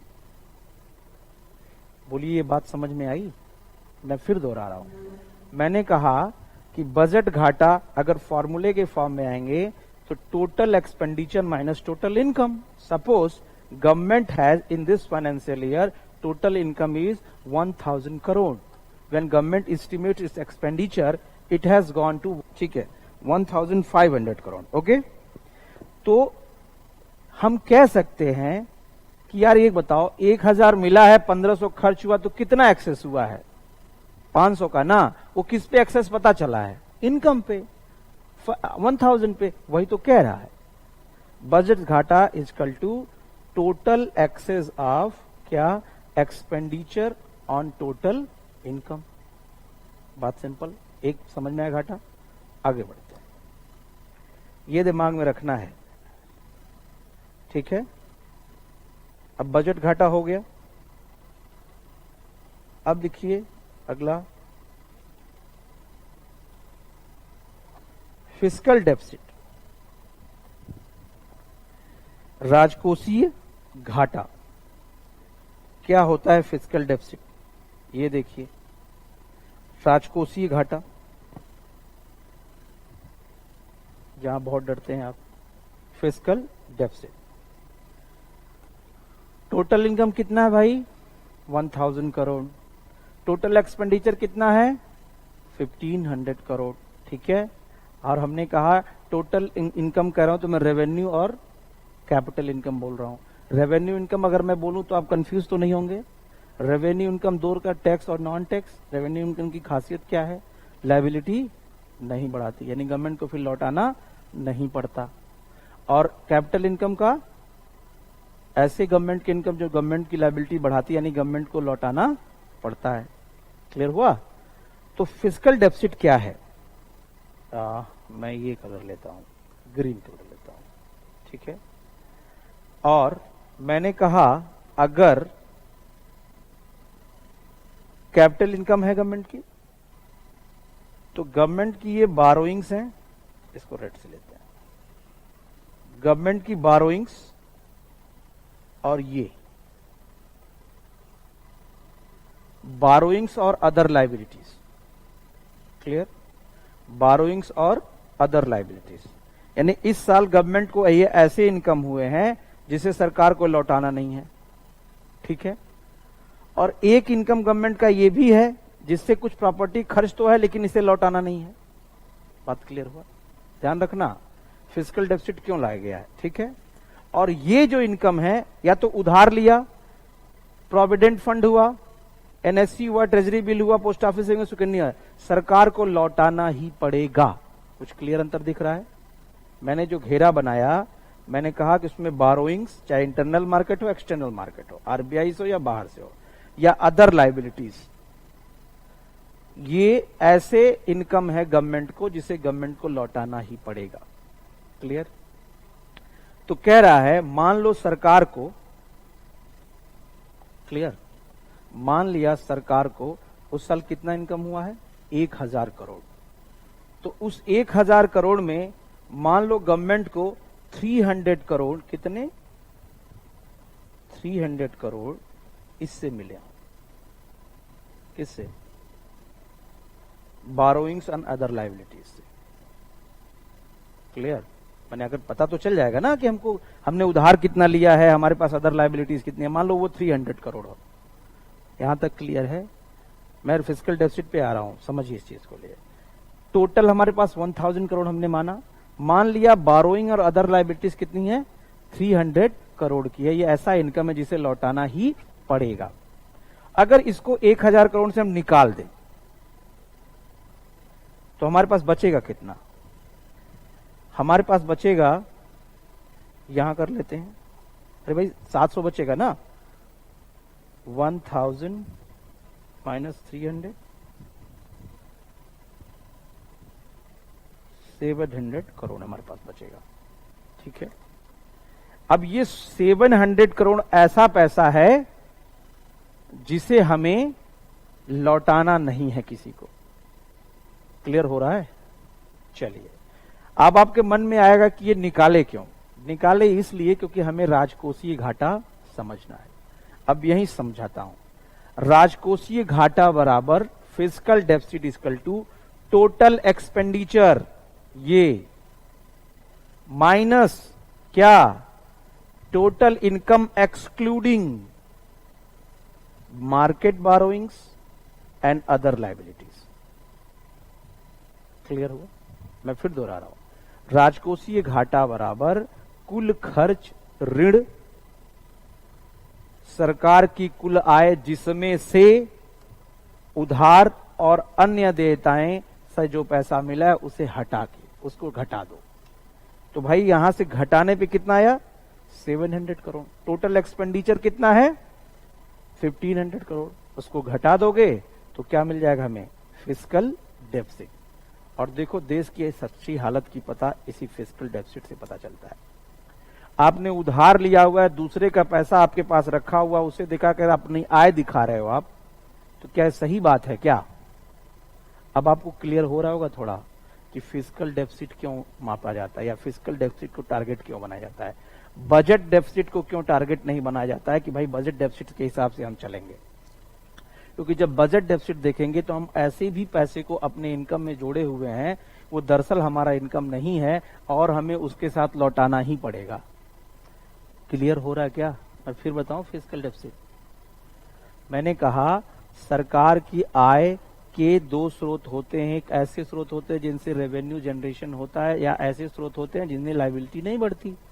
सरकार के कुछ ऐसे स्रोत होते हैं जिनसे सरकार की लायबिलिटी बढ़ती है, यानी देना पड़ता है, और वो मार्केट बारोइंग्स हैं, उधार ले रहे हो सरकार, या अदर लायबिलिटीज है जैसे प्रोविडेंट फंड, एनएससी और ट्रेजरी बिल और पोस्ट ऑफिस सेविंग और सुकन्या समृद्धि योजना हुआ। अब क्या है, हमें फिस्कल डेफिसिट निकालना है, राजकोषीय घाटा। तो मैंने कहा राजकोषीय घाटा बराबर कुल खर्च 1500 माइनस क्या, आय, कैसी आय, जो ये मार्केट बारोइंग्स और लायबिलिटीज को हटाने के बाद आए बची हो। मैंने कहा कुल आय हमें 1000 करोड़ पता है, मान लिया 300 करोड़ रुपया इधर से आ रहा है सरकार की इनकम के रूप में, लेकिन वो ऐसी इनकम है जो लायबिलिटी बढ़ा रही है, इसलिए उसे हटा दो भाई। तो हमें क्या पता चलेगा? अब देखिए यहां बजट घाटा हमारा 500 आ रहा था, ठीक है। अब क्या है, फिस्कल डेफिसिट कितना आ गया? 800 आ गया। इसलिए फिस्कल डेफिसिट सही में पता चलता है कि हमें देश की अर्थव्यवस्था किधर जा रही है, घाटे में है कि नहीं है। क्लियर हुआ? अब चलो इसको, चलो देश के लेवल पे नहीं समझ में आ रहा है, घर के लेवल पे थोड़ा और आसान तरीके से आपको समझाता हूं। मान लीजिए पिताजी ने 1000 रुपया कमाया, पिताजी के पास कुल कितने रुपए हैं ये हमने पूछा। पिताजी ने पूछा बेटा ऐसा है मेरे पास 1000 रुपया है। कितना? 1000 रुपया, ठीक है। मान लिया, मैं बता रहा हूं फिस्कल डेफिसिट में बताऊंगा, घबराना नहीं। मान लिया आपने पिताजी से पूछा, पिताजी ठीक है आपके पास कितने रुपए टोटल हैं? पिताजी के पास, ये पिताजी हैं, हालांकि यहां बोर्ड पे सब एक ही जैसे दिखते हैं, चाहे इन्हें हम बुधई बना लें, पिताजी बना लें, कोई बना लें। चलिए पिताजी हैं, आपके पिताजी हैं। पिताजी से आपने पूछा पिताजी आपकी टोटल इनकम कितनी है, अभी कुल आय आपके पास कितनी है? तो आपने कहा, पिताजी ने कहा बेटा मेरे पास इस समय कुल 1000 रुपए है। कितने? 1000 रुपए, ठीक है। इसमें पिताजी ने कहा बेटा इसमें क्या है, 700 रुपए तो मेरे अपने सैलरी से ऑफिस से मिले हैं, इसमें 300 मैंने उधार लिया है, ठीक है। और पिताजी को यहां गए मार्केट, या पिताजी की उस महीने खर्च कितनी हो गई? पिताजी का ये इनकम है, खर्च कितना हो गया पिताजी का? खर्च कितना हो गया? 1500 रुपया हो गया। कितना? 1500 रुपया। तो आपने पूछा पिताजी आपका बजट घाटा कितना हुआ? तो आप क्या करोगे? पिताजी का 1500 में से टोटल इनकम पिताजी का क्या घटा दोगे आप? कितना? 500 रुपया घाटा हुआ। लेकिन क्या ये 500 रुपया घाटा सही में घाटा है? नहीं। अभी क्या है, 300 तो वो उधार ले चुके, उन्हें लौटाना ही लौटाना है। तो राजकोषीय घाटा क्या कहोगे पिताजी से? पिताजी आपका थोड़ा रीता, ये रियल में घाटा कितना है, राजकोषीय घाटा? तो पिताजी बोलेंगे यार देखो 300 तो यार हमारे देने ही थे, तो हमारे अपनी इनकम मत समझो इसको यार, रियल में मेरी इनकम तो कितनी है?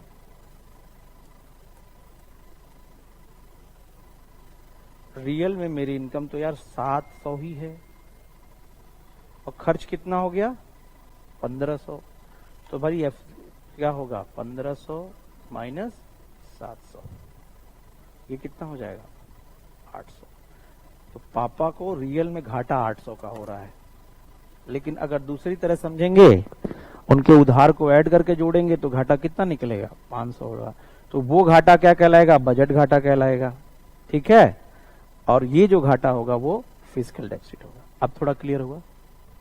सरकार के साथ यही देख लीजिए कि सरकार क्या कहते हैं, यानी यहां कह सकते हैं राजकोषीय घाटा बराबर,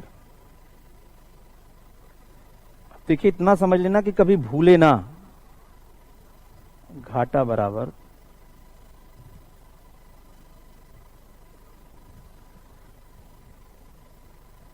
कुल खर्च माइनस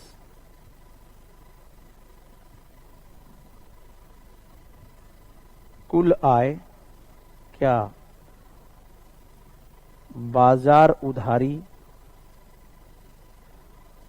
और अन्य देयताओं को छोड़कर, ठीक है। इसको इंग्लिश में कह सकते हैं fiscal deficit is equal to total expenditure minus total income, क्या एक्सक्लूडिंग मार्केट बारोइंग्स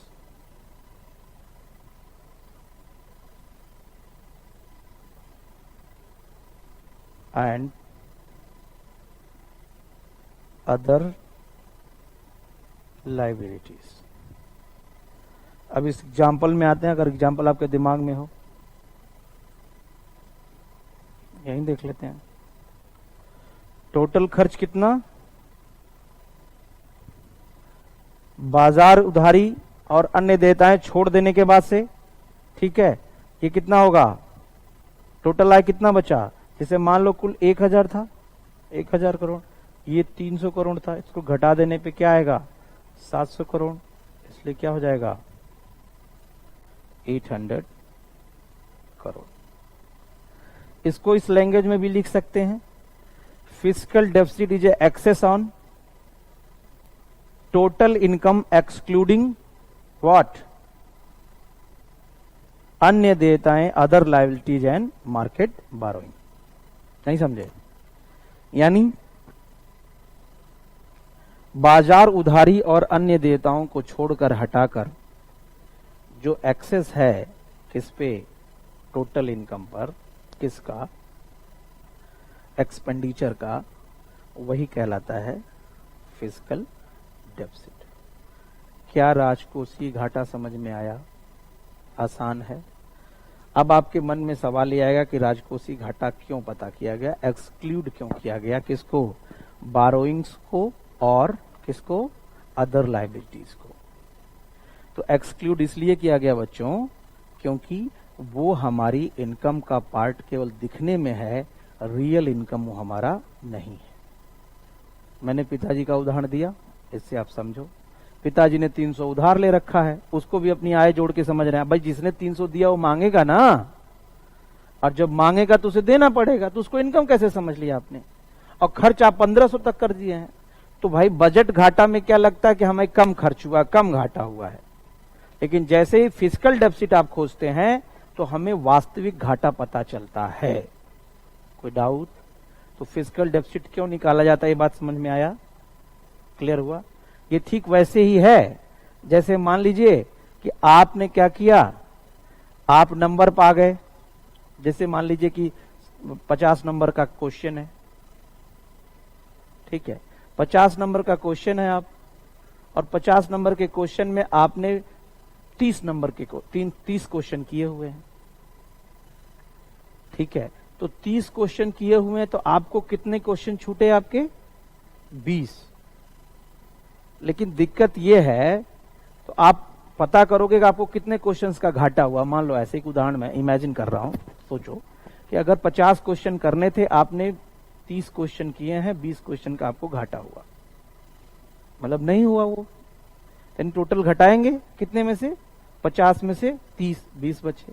लेकिन उसमें क्या है कि 5 क्वेश्चन आपके किसी दोस्त ने हेल्प की हुई है। तो अगर कोई पूछे भैया आपको कितने आते थे, तो आपको तो आते थे 25, ठीक है। तो आप अगर उस 5 को एक्सक्लूड कर देंगे, फिर पूछा जाएगा कि आपको कितने क्वेश्चंस का घाटा हुआ, नहीं कितने क्वेश्चन समझ में आए, तो आप क्या पहले 30 घटा रहे थे ना, अब कितना 25 ही घटाओगे। और आपको रियल में क्या घाटा हो रहा है? 25 क्वेश्चन का घाटा हो रहा है। वो अलग बात है, आपने उसे समझ लिया कि भाई वो आपका दोस्त बता दिया तो उसको एक्सक्लूड कर रहा है। मैं एक तुलना कर रहा हूं बस थोड़ा और आपको आसान बनाने के लिए। क्या राजकोषीय घाटा समझ में आया? आगे बढ़ा जाए, चलिए कुछ और अगर देखो सारा दिमाग लगाना था फिजिकल पे, ये समझ में आ जाएगा ना, तो फिर कोई दिक्कत नहीं है। आगे बढ़ते हैं।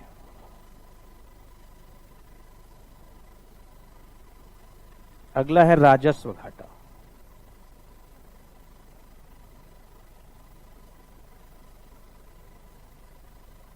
यानी रेवेन्यू डेफिसिट। राजस्व घाटा क्या है भाई? रेवेन्यू डेफिसिट सीधी सी बात है कि राजस्व खर्च माइनस राजस्व आय। राजस्व खर्च माइनस राजस्व आय, ठीक है। तो राजस्व खर्च में क्या है भाई बताओ? रेवेन्यू एक्सपेंडिचर में अगर आपका दिमाग हो तो यहीं कुछ लिख लें। उदाहरण क्या है रेवेन्यू एक्सपेंडिचर के? जैसे क्या था? इंटरेस्ट पेमेंट, और बताइए दोहरा जाएगा, सैलरी। मैंने बताया था राजस्व खर्च वो खर्च होता है जिससे क्या लायबिलिटी कम नहीं होती, खत्म नहीं होती। सैलरी याद आ गया, पेंशन, और क्या सब्सिडी, और क्या ग्रांट। और राजस्व आय भी देखिए क्या होता है, रेवेन्यू इनकम, यानी टैक्स और नॉन टैक्स, जिससे क्या लायबिलिटी नहीं बढ़ती। कंफ्यूज तो नहीं हो रहा है ना? चलिए अब वो पेज देख लेते हैं जहां पे था, ठीक है। राजस्व आय यहां पे देखिए, रेवेन्यू, रेवेन्यू इनकम है ये, और ये है रेवेन्यू एक्सपेंडिचर। अब देखिए यहां पे क्या है, आपको ये कम लग सकता है बोर्ड पे, ठीक है, आपके सामने जो पड़ा हुआ है, लेकिन रियलिटी ये है कि ये बहुत ज्यादा होता है। सैलरी, पेंशन, सब्सिडी, ग्रांट्स, ठीक है, इसमें से इसको घटा देना है, जो आएगा वो रेवेन्यू एक्सपेंडिचर होगा। कोई डाउट? सॉरी, रेवेन्यू डेफिसिट होगा। यानी राजस्व घाटा बराबर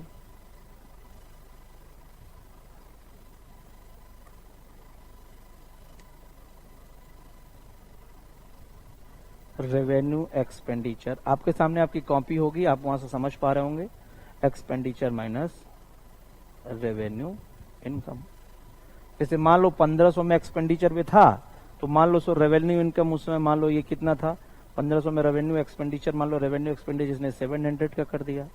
मान लिया रेवेन्यू इनकम उस सर कितना का था, रेवेन्यू इनकम कितना है आपका हो सकता है, चलो 500 का मान लो, तो रेवेन्यू डेफिसिट क्या होगा, 200 का होगा। क्लियर हुआ?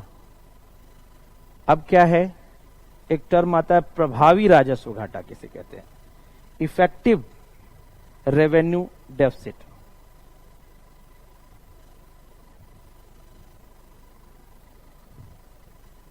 प्रभावी राजस्व घाटा,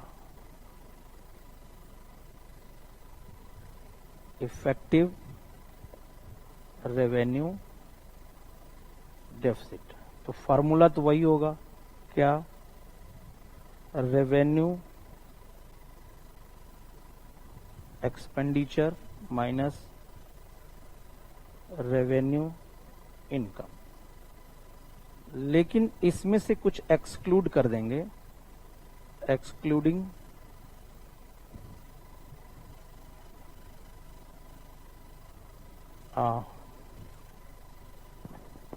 ठीक है, एक्सक्लूडिंग क्या इसमें कहेंगे? प्रभावी राजस्व घाटा क्या होता है? ग्रांट्स को इसमें से घटा देंगे, ठीक है। प्रभावी राजस्व घाटा में से क्या करेंगे? जो रेवेन्यू एक्सपेंडिचर है, ठीक है, उसमें से क्या करेंगे? ग्रांट को घटा देंगे, ठीक है।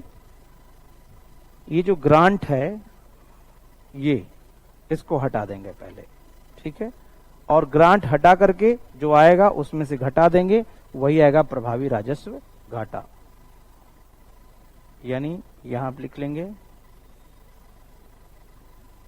मान लो ये राजस्व एक्सपेंडिचर एक्सक्लूडिंग, यहां पे इस एक्सपेंडिचर में से एक्सक्लूडिंग ग्रांट्स। मान लो यहां पे जो फॉर्मूला था 700, मान लो रेवेन्यू एक्सपेंडिचर था ना, उसमें से क्या किया? रेवेन्यू इनकम कितना हुआ? 500 था। तो इसमें से मान लो इस रेवेन्यू एक्सपेंडिचर में, खर्च में, अगर मान लो उस साल सरकार ने 100 करोड़ रुपए का ग्रांट दिया है राज्यों को, तो इसको मान लो हटा दो, माने एक्सक्लूड कर दो, तो अब कितना आ जाएगा? 600 आ जाएगा, और माइनस 500 तो घटा देंगे, तो इफेक्टिव क्या आ जाएगा? 100 करोड़। नहीं समझ में आया? चलिए चार्ट में आइए।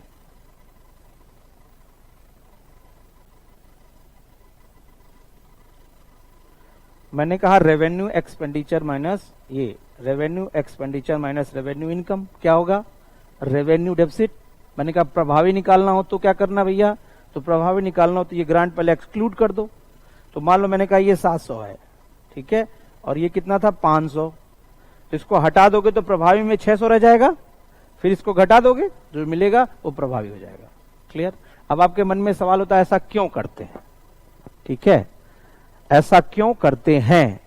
क्यों इसलिए करते हैं क्योंकि ये जो ग्रांट है गवर्नमेंट दिया हुआ है, ये ऐसा खर्च है सरकार का जो राज्यों को उनकी हेल्प के रूप में दी जाती है। ठीक है, तो वो क्या है कि अगर घाटा तो हुआ सरकार को, लेकिन वो कहीं ना कहीं ग्रांट लेकर के राज्य क्या करते हैं, उसे डेवलपमेंटल वर्क ही लगाते हैं, कहीं ना कहीं राज्य में क्या करते हैं, कुछ अच्छा काम करते हैं, इसलिए उसको हटा देते हैं, उसको ऐसा खर्च नहीं देखते हैं। अगर प्रभावशाली देखना है कि सच में कहां कहां घाटा हुआ है, तो इसको ग्रांट्स को साइड में कर देंगे। ये जो चीजें हैं, salary, pension, subsidy, interest payment, इनसे ये टोटल इनकम को क्या किया जाएगा, घटाया जाएगा।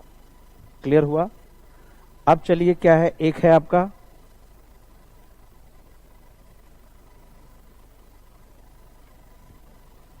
कैपिटल डेफिसिट, पूंजीगत घाटा। कैपिटल डेफिसिट, पूंजीगत घाटा। कैपिटल डेफिसिट क्या होता है, पूंजीगत घाटा क्या होता है, इसको समझिए थोड़ा सा। पूंजीगत घाटा simple, capital expenditure, capital expenditure minus capital income. Capital expenditure minus capital income, यानी पूंजीगत खर्च ऋण पूंजीगत आय। पूंजीगत खर्च मैंने बताया, मेट्रो प्रोजेक्ट पे या कहीं और खर्च करना, ठीक है, उसे पूंजीगत खर्च कहते हैं, ठीक है। और पूंजीगत आय क्या होती है? पूंजीगत ये होती है जहां पे लाइबिलिटी क्या होती है, याद आ रहा ना, बढ़ गई होती है।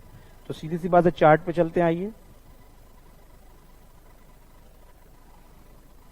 ये देखिए, इसको मैं इस कलर से करता हूं, चलिए ब्लू से करता हूं। पूंजीगत खर्च, इनकम पहले देखिए, कैपिटल एक्सपेंडिचर ये रहा टोटल, और कैपिटल एक्सपेंडिचर ये रहा, यानी इससे इसको क्या करना है, घटा देना है, ठीक है। तो मान लो ये 800 रहा है टोटल, और ये कितना रहा है, 600 टोटल। तो कैपिटल एक्सपेंडिचर क्या होगा, 800 माइनस 600, और वो टोटल कितना आएगा, 200। नहीं समझ में आया? अरे भाई देखो, ये टोटल 1500 करोड़ है, तो मैंने ये कहा रेवेन्यू एक्सपेंडिचर मान लो 700 करोड़ का है, और इसमें क्या है, ये 800 करोड़, तभी तो 15 होगा। और ये मैंने मान लो टोटल रेवेन्यू 500 माना, और ये कितना, इसको 500 ही मानेंगे, तभी तो 1000 होगा। तो मान लो ये 500 है, ठीक है। तो फिर क्या हो जाएगा, 800 माइनस 500, वो रेवेन्यू क्या आएगा, डेफिसिट आएगा, नहीं टोटल। समझ में आ रहा है ना? तो ये चीजें होंगी। पूंजीगत घाटा मान लिया, पूंजीगत खर्च क्या है, 800 करोड़ है, और पूंजीगत आय 500 करोड़ है, तो कैपिटल डेफिसिट क्या होगा, 300 करोड़, ठीक है। अब देखिए क्या है, एक है primary deficit,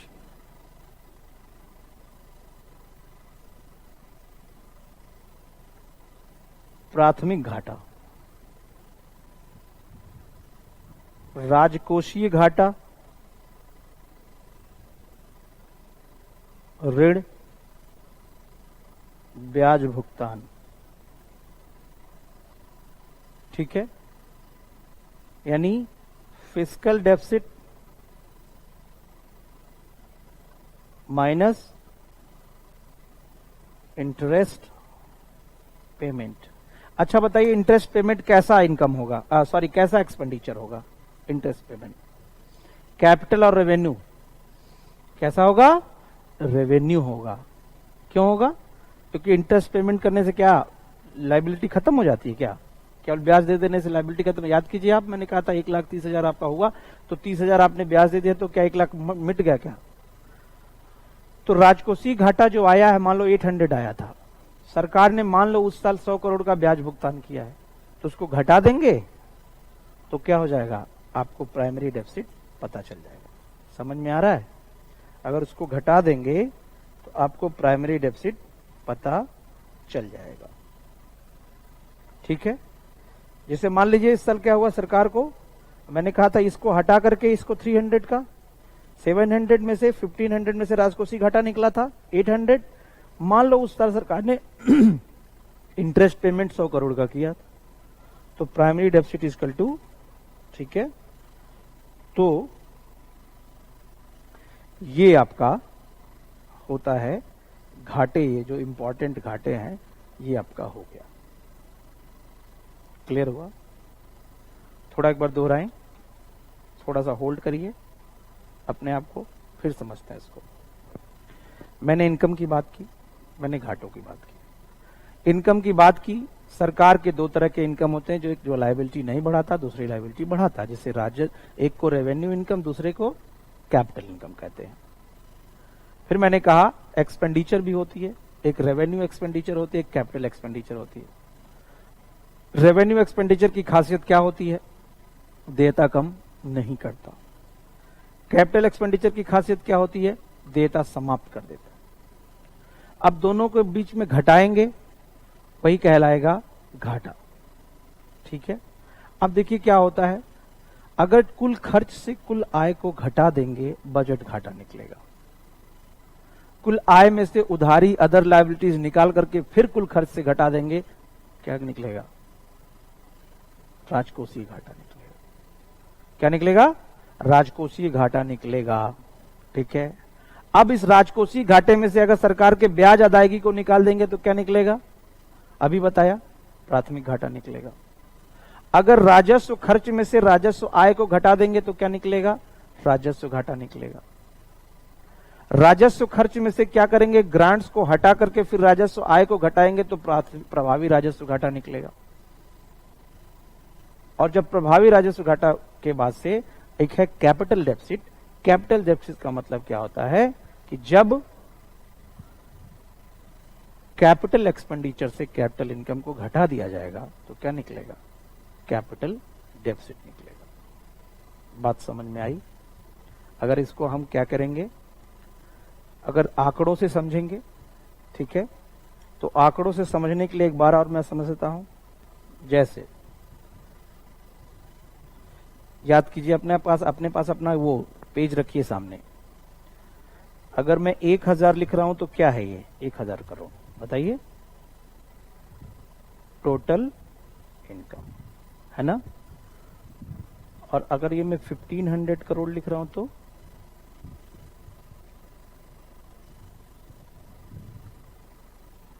total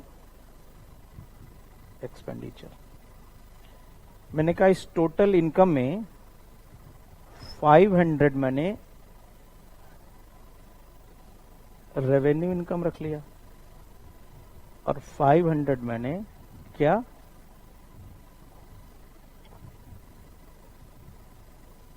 capital income रख लिया, यही ना।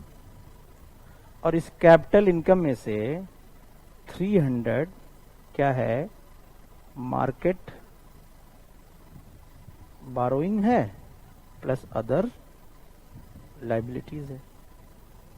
ये काम आएगा हमें, ठीक है।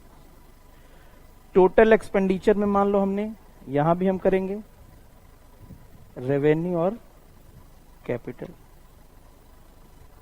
ठीक है। तो रेवेन्यू अगर हमने क्या किया,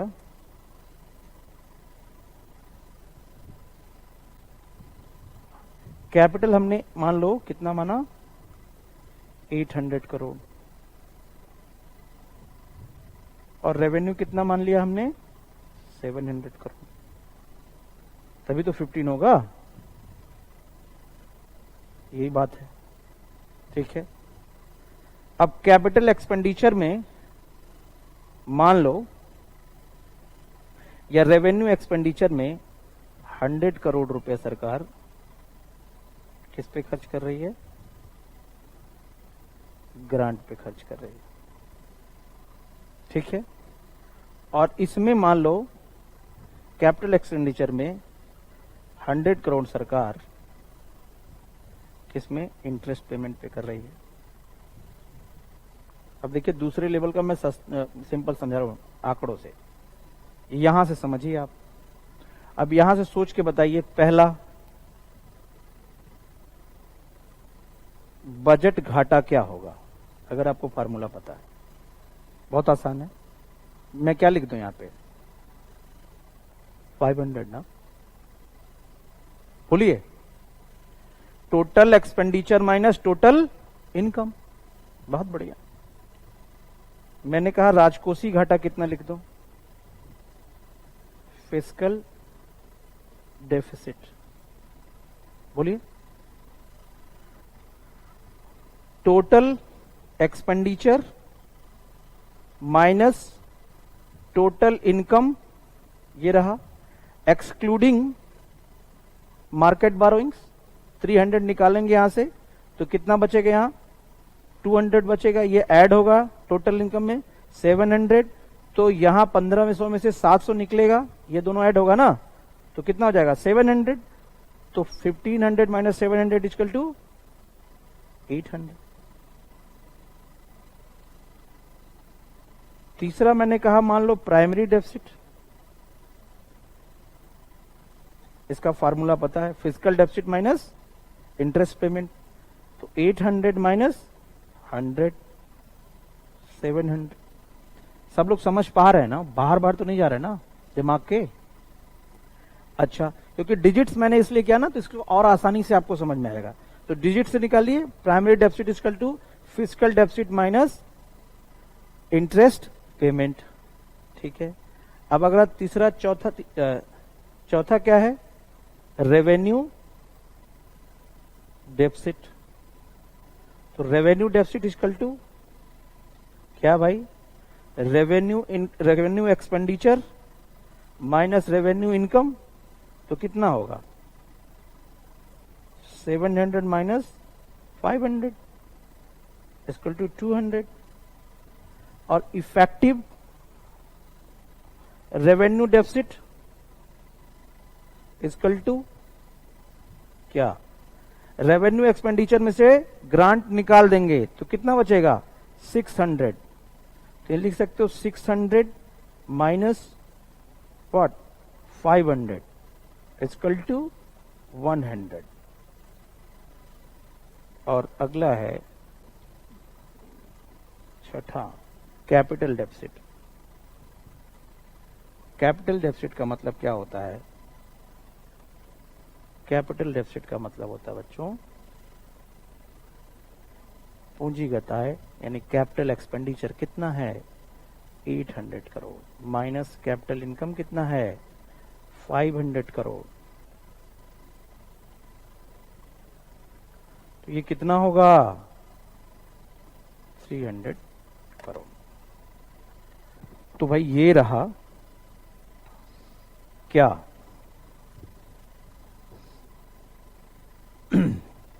सरकार के आय और व्यय का लेखा जोखा और सरकार के घाटे। तो क्या अब आप समझ पाएंगे घाटा किसे कहते हैं? कोई आपसे कहे राजकोषीय घाटा किसे कहते हैं? राजकोषीय घाटा को कैसे कम किया जा सकता है बताइए आप हमको। अब आपसे कोई पूछ ले कि ये बताइए राजकोषीय घाटा को कम कैसे किया जा सकता है, तो राजकोषीय घाटा में उधार तो आता ही नहीं है ना? याद करिए, मार्केट बोरोइंग इसको हटा देंगे हम। राजकोषीय घाटा को कम कैसे किया जा सकता है? ठीक है, तो किसी घाटे को कम करने के लिए पहले इनकम बढ़ाया जाए और क्या? एक्सपेंडिचर कम किया जाए। ये तो बात, आप कॉन्सेप्चुअल क्वेश्चन समझिए। जैसे मान लीजिए आपसे कोई पूछे, मैंने कल ही कहा था कि आप आर्थिक सलाहकार हो गए भारत सरकार के, और आपसे कोई पूछे कि वे राजकोषीय घाटे को कैसे कम किया जा सकता है या देश के घाटे को कैसे कम किया जा सकता है, तो आप क्या कहोगे? आप यही कहोगे ना कि टैक्स को क्या करो? बढ़ाओ। ठीक है, और उसकी यानी रेवेन्यू जनरेट करो और अपने एक्सपेंडिचर को क्या करो? कम करो। तो क्वेश्चन करें तो उससे और समझ में आएगा। चलिए एक आईएएस का क्वेश्चन करते हैं आया हुआ। ठीक है, क्वेश्चन क्या है? सरकार साल दर साल लगातार घाटे का बजट बना रही है, यानी सरकार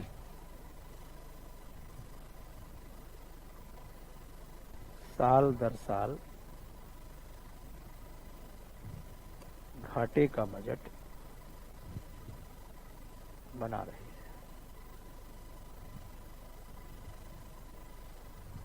घाटे को कम करने के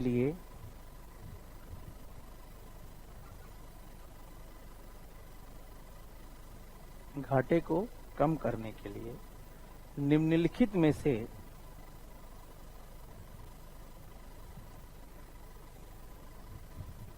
कौन सी कार्यवाहियां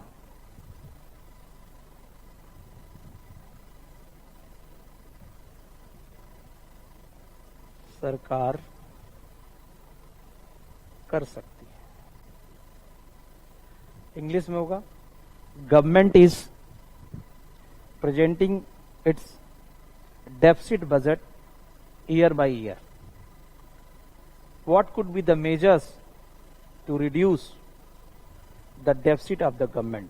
बाय द गवर्नमेंट।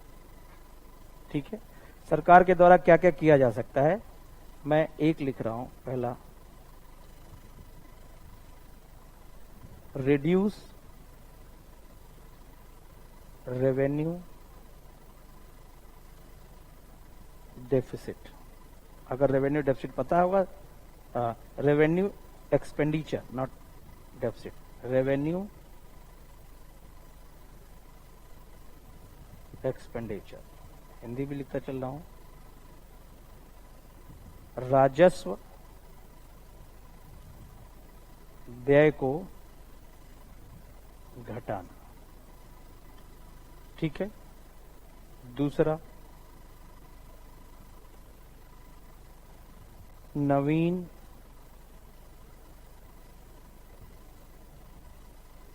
कल्याणकारी योजनाओं को शुरू करना।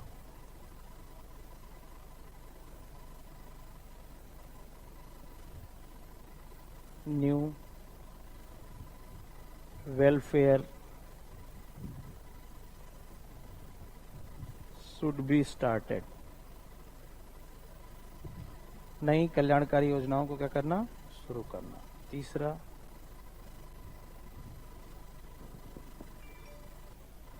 सब्सिडी को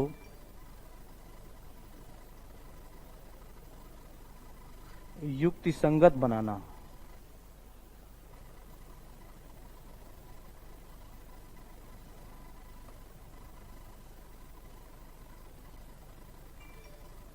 rationalized the subsidy। और चौथा, आयात शुल्क को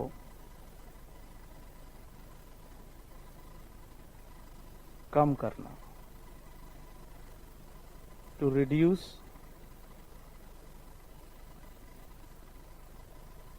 इंपोर्ट ड्यूटी या कस्टम ड्यूटी।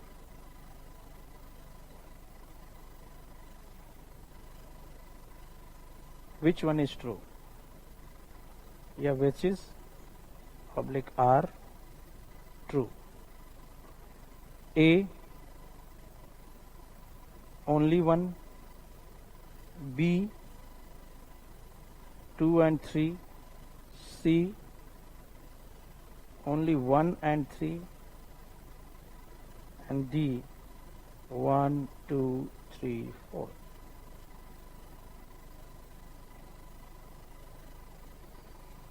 अगर कॉन्सेप्चुअल आपने समझा होगा तो इस क्वेश्चन को करते हैं। थोड़ा अच्छा क्वेश्चन है, आईएएस में आया हुआ क्वेश्चन है, आप कोशिश करिए इसको करने की। ठीक है, इसलिए मैं क्वेश्चन अभी दे दिया तुरंत आपको कि अभी पढ़ा आपने।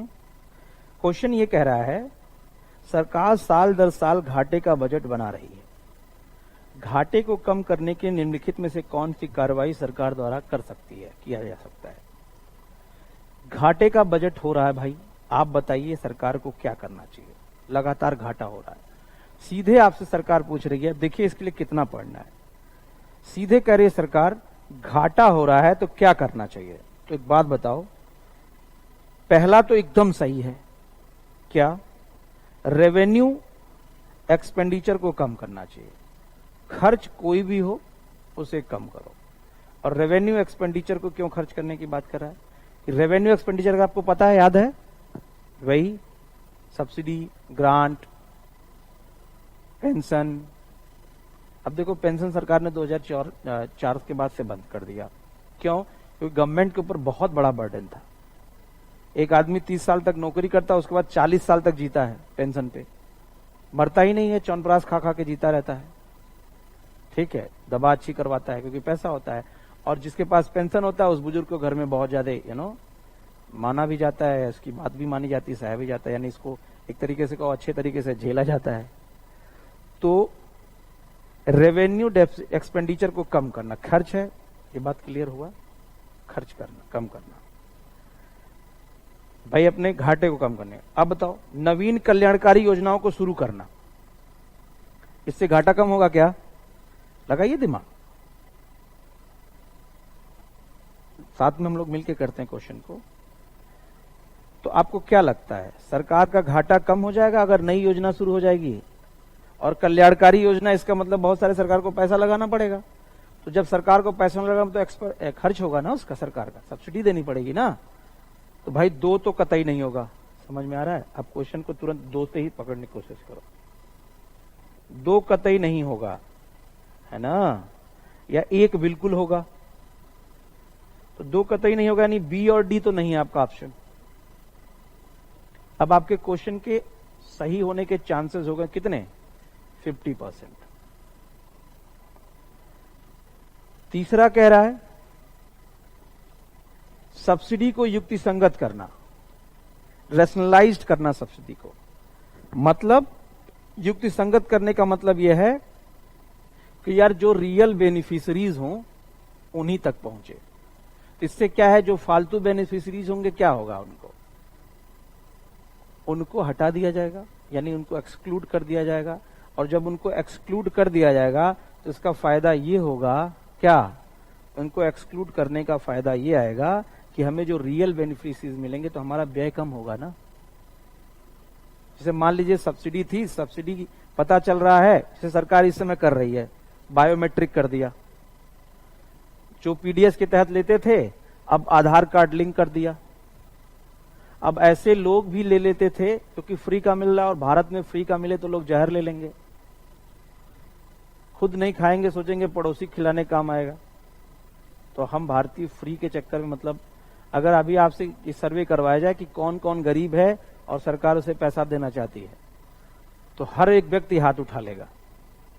ठीक है, जिसके अकाउंट में 50 लाख भी पड़े होंगे वो भी सोचेगा हाँ हम गरीब है। खैर, यानी सब्सिडीज को रेशनलाइज्ड करने का मतलब है कि रियल बेनिफिशरीज का पता करना।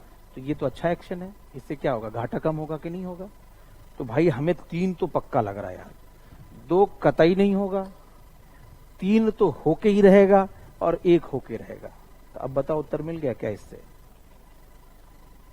सही उत्तर क्या होगा? क्यों? अब 4 आप पढ़ो ना पढ़ो, चौथा ऑप्शन आपको आ रहा कि नहीं आ रहा, ठीक है पढ़ना है, मैं उसको भी जस्टिफाई करूंगा। लेकिन ये है तरीका यूपीएससी में या फिर स्टेट सर्विसेज के क्वेश्चन को सॉल्व करने का।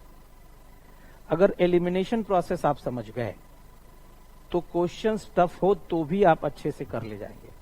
और यहां क्लास में आपको क्वेश्चन दिखाने का उद्देश्य यही है कि आप नेचर ऑफ क्वेश्चन समझे। ये आईएएस में आया हुआ क्वेश्चन है। तो अगर आप ये क्लास जो मेरी अभी किए हैं, ठीक है, अभी आपको पूरा चीजें पता है, और मैं कह रहा हूं क्वेश्चन ऐसा है कि बहुत ज्यादा नहीं भी आप रट रहे हो, पढ़ रहे हो, तो भी ये चीज तो समझ में आए, किसी से पूछा जाए। अब कह रहा है कि सब्सिडी युक्तिसंगत करना मतलब रैशनलाइज्ड करना सब्सिडी को।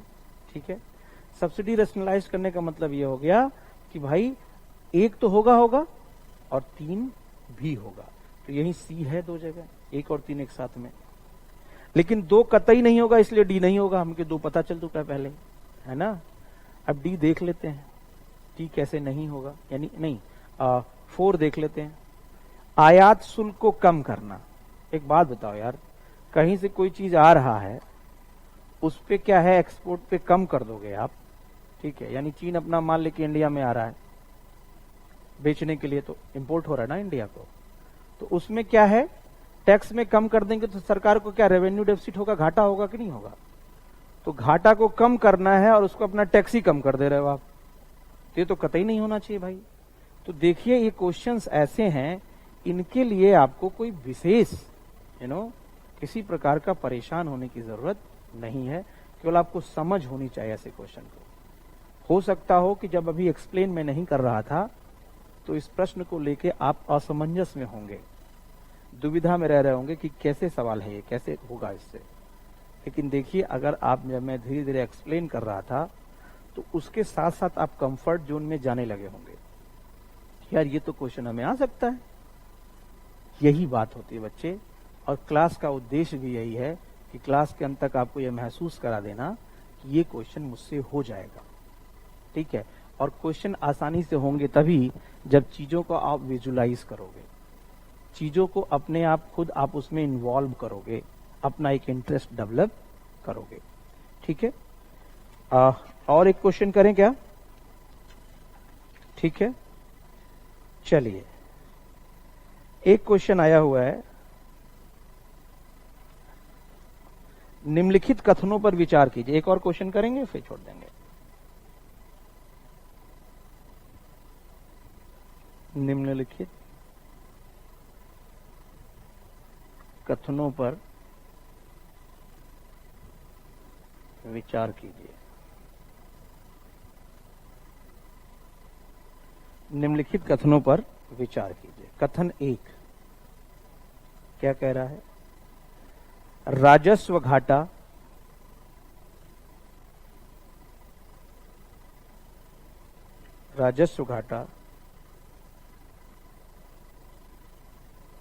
सरकार की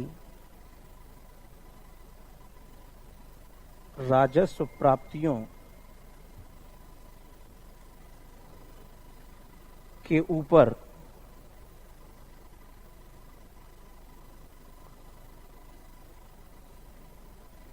राजस्व व्यय का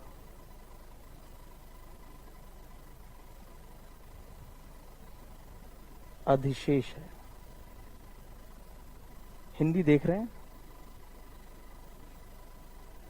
हिंदी ये है कि दम हो तो समझो, ठीक है? यानी इंग्लिश में से क्या कहते हैं? Revenue deficit is the excess of या surplus of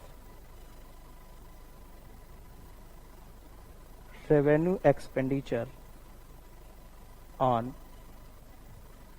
government's revenue income।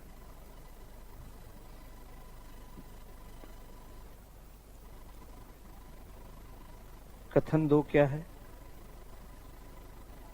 राजकोषीय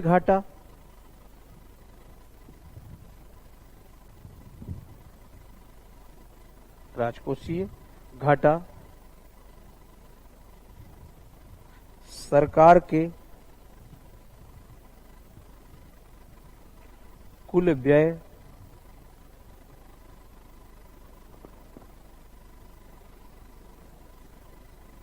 और ऋण ग्रहण करने को छोड़कर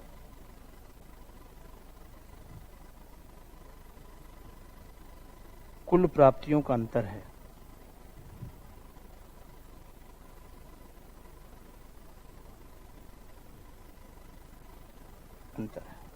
यानी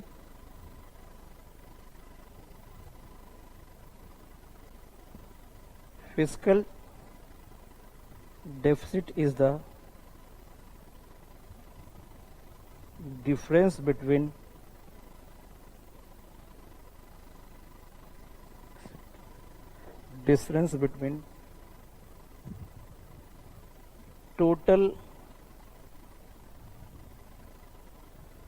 total income and expenditure, difference between total income and expenditure excluding government's borrowing। ठीक है?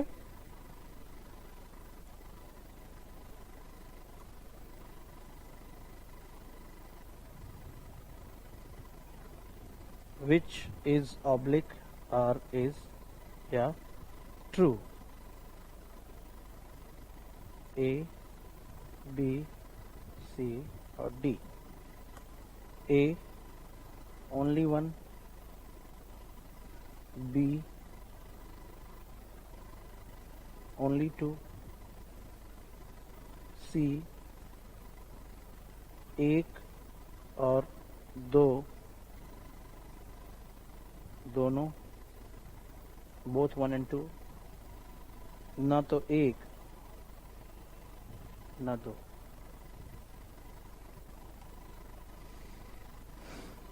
ठीक है? देखिए क्या है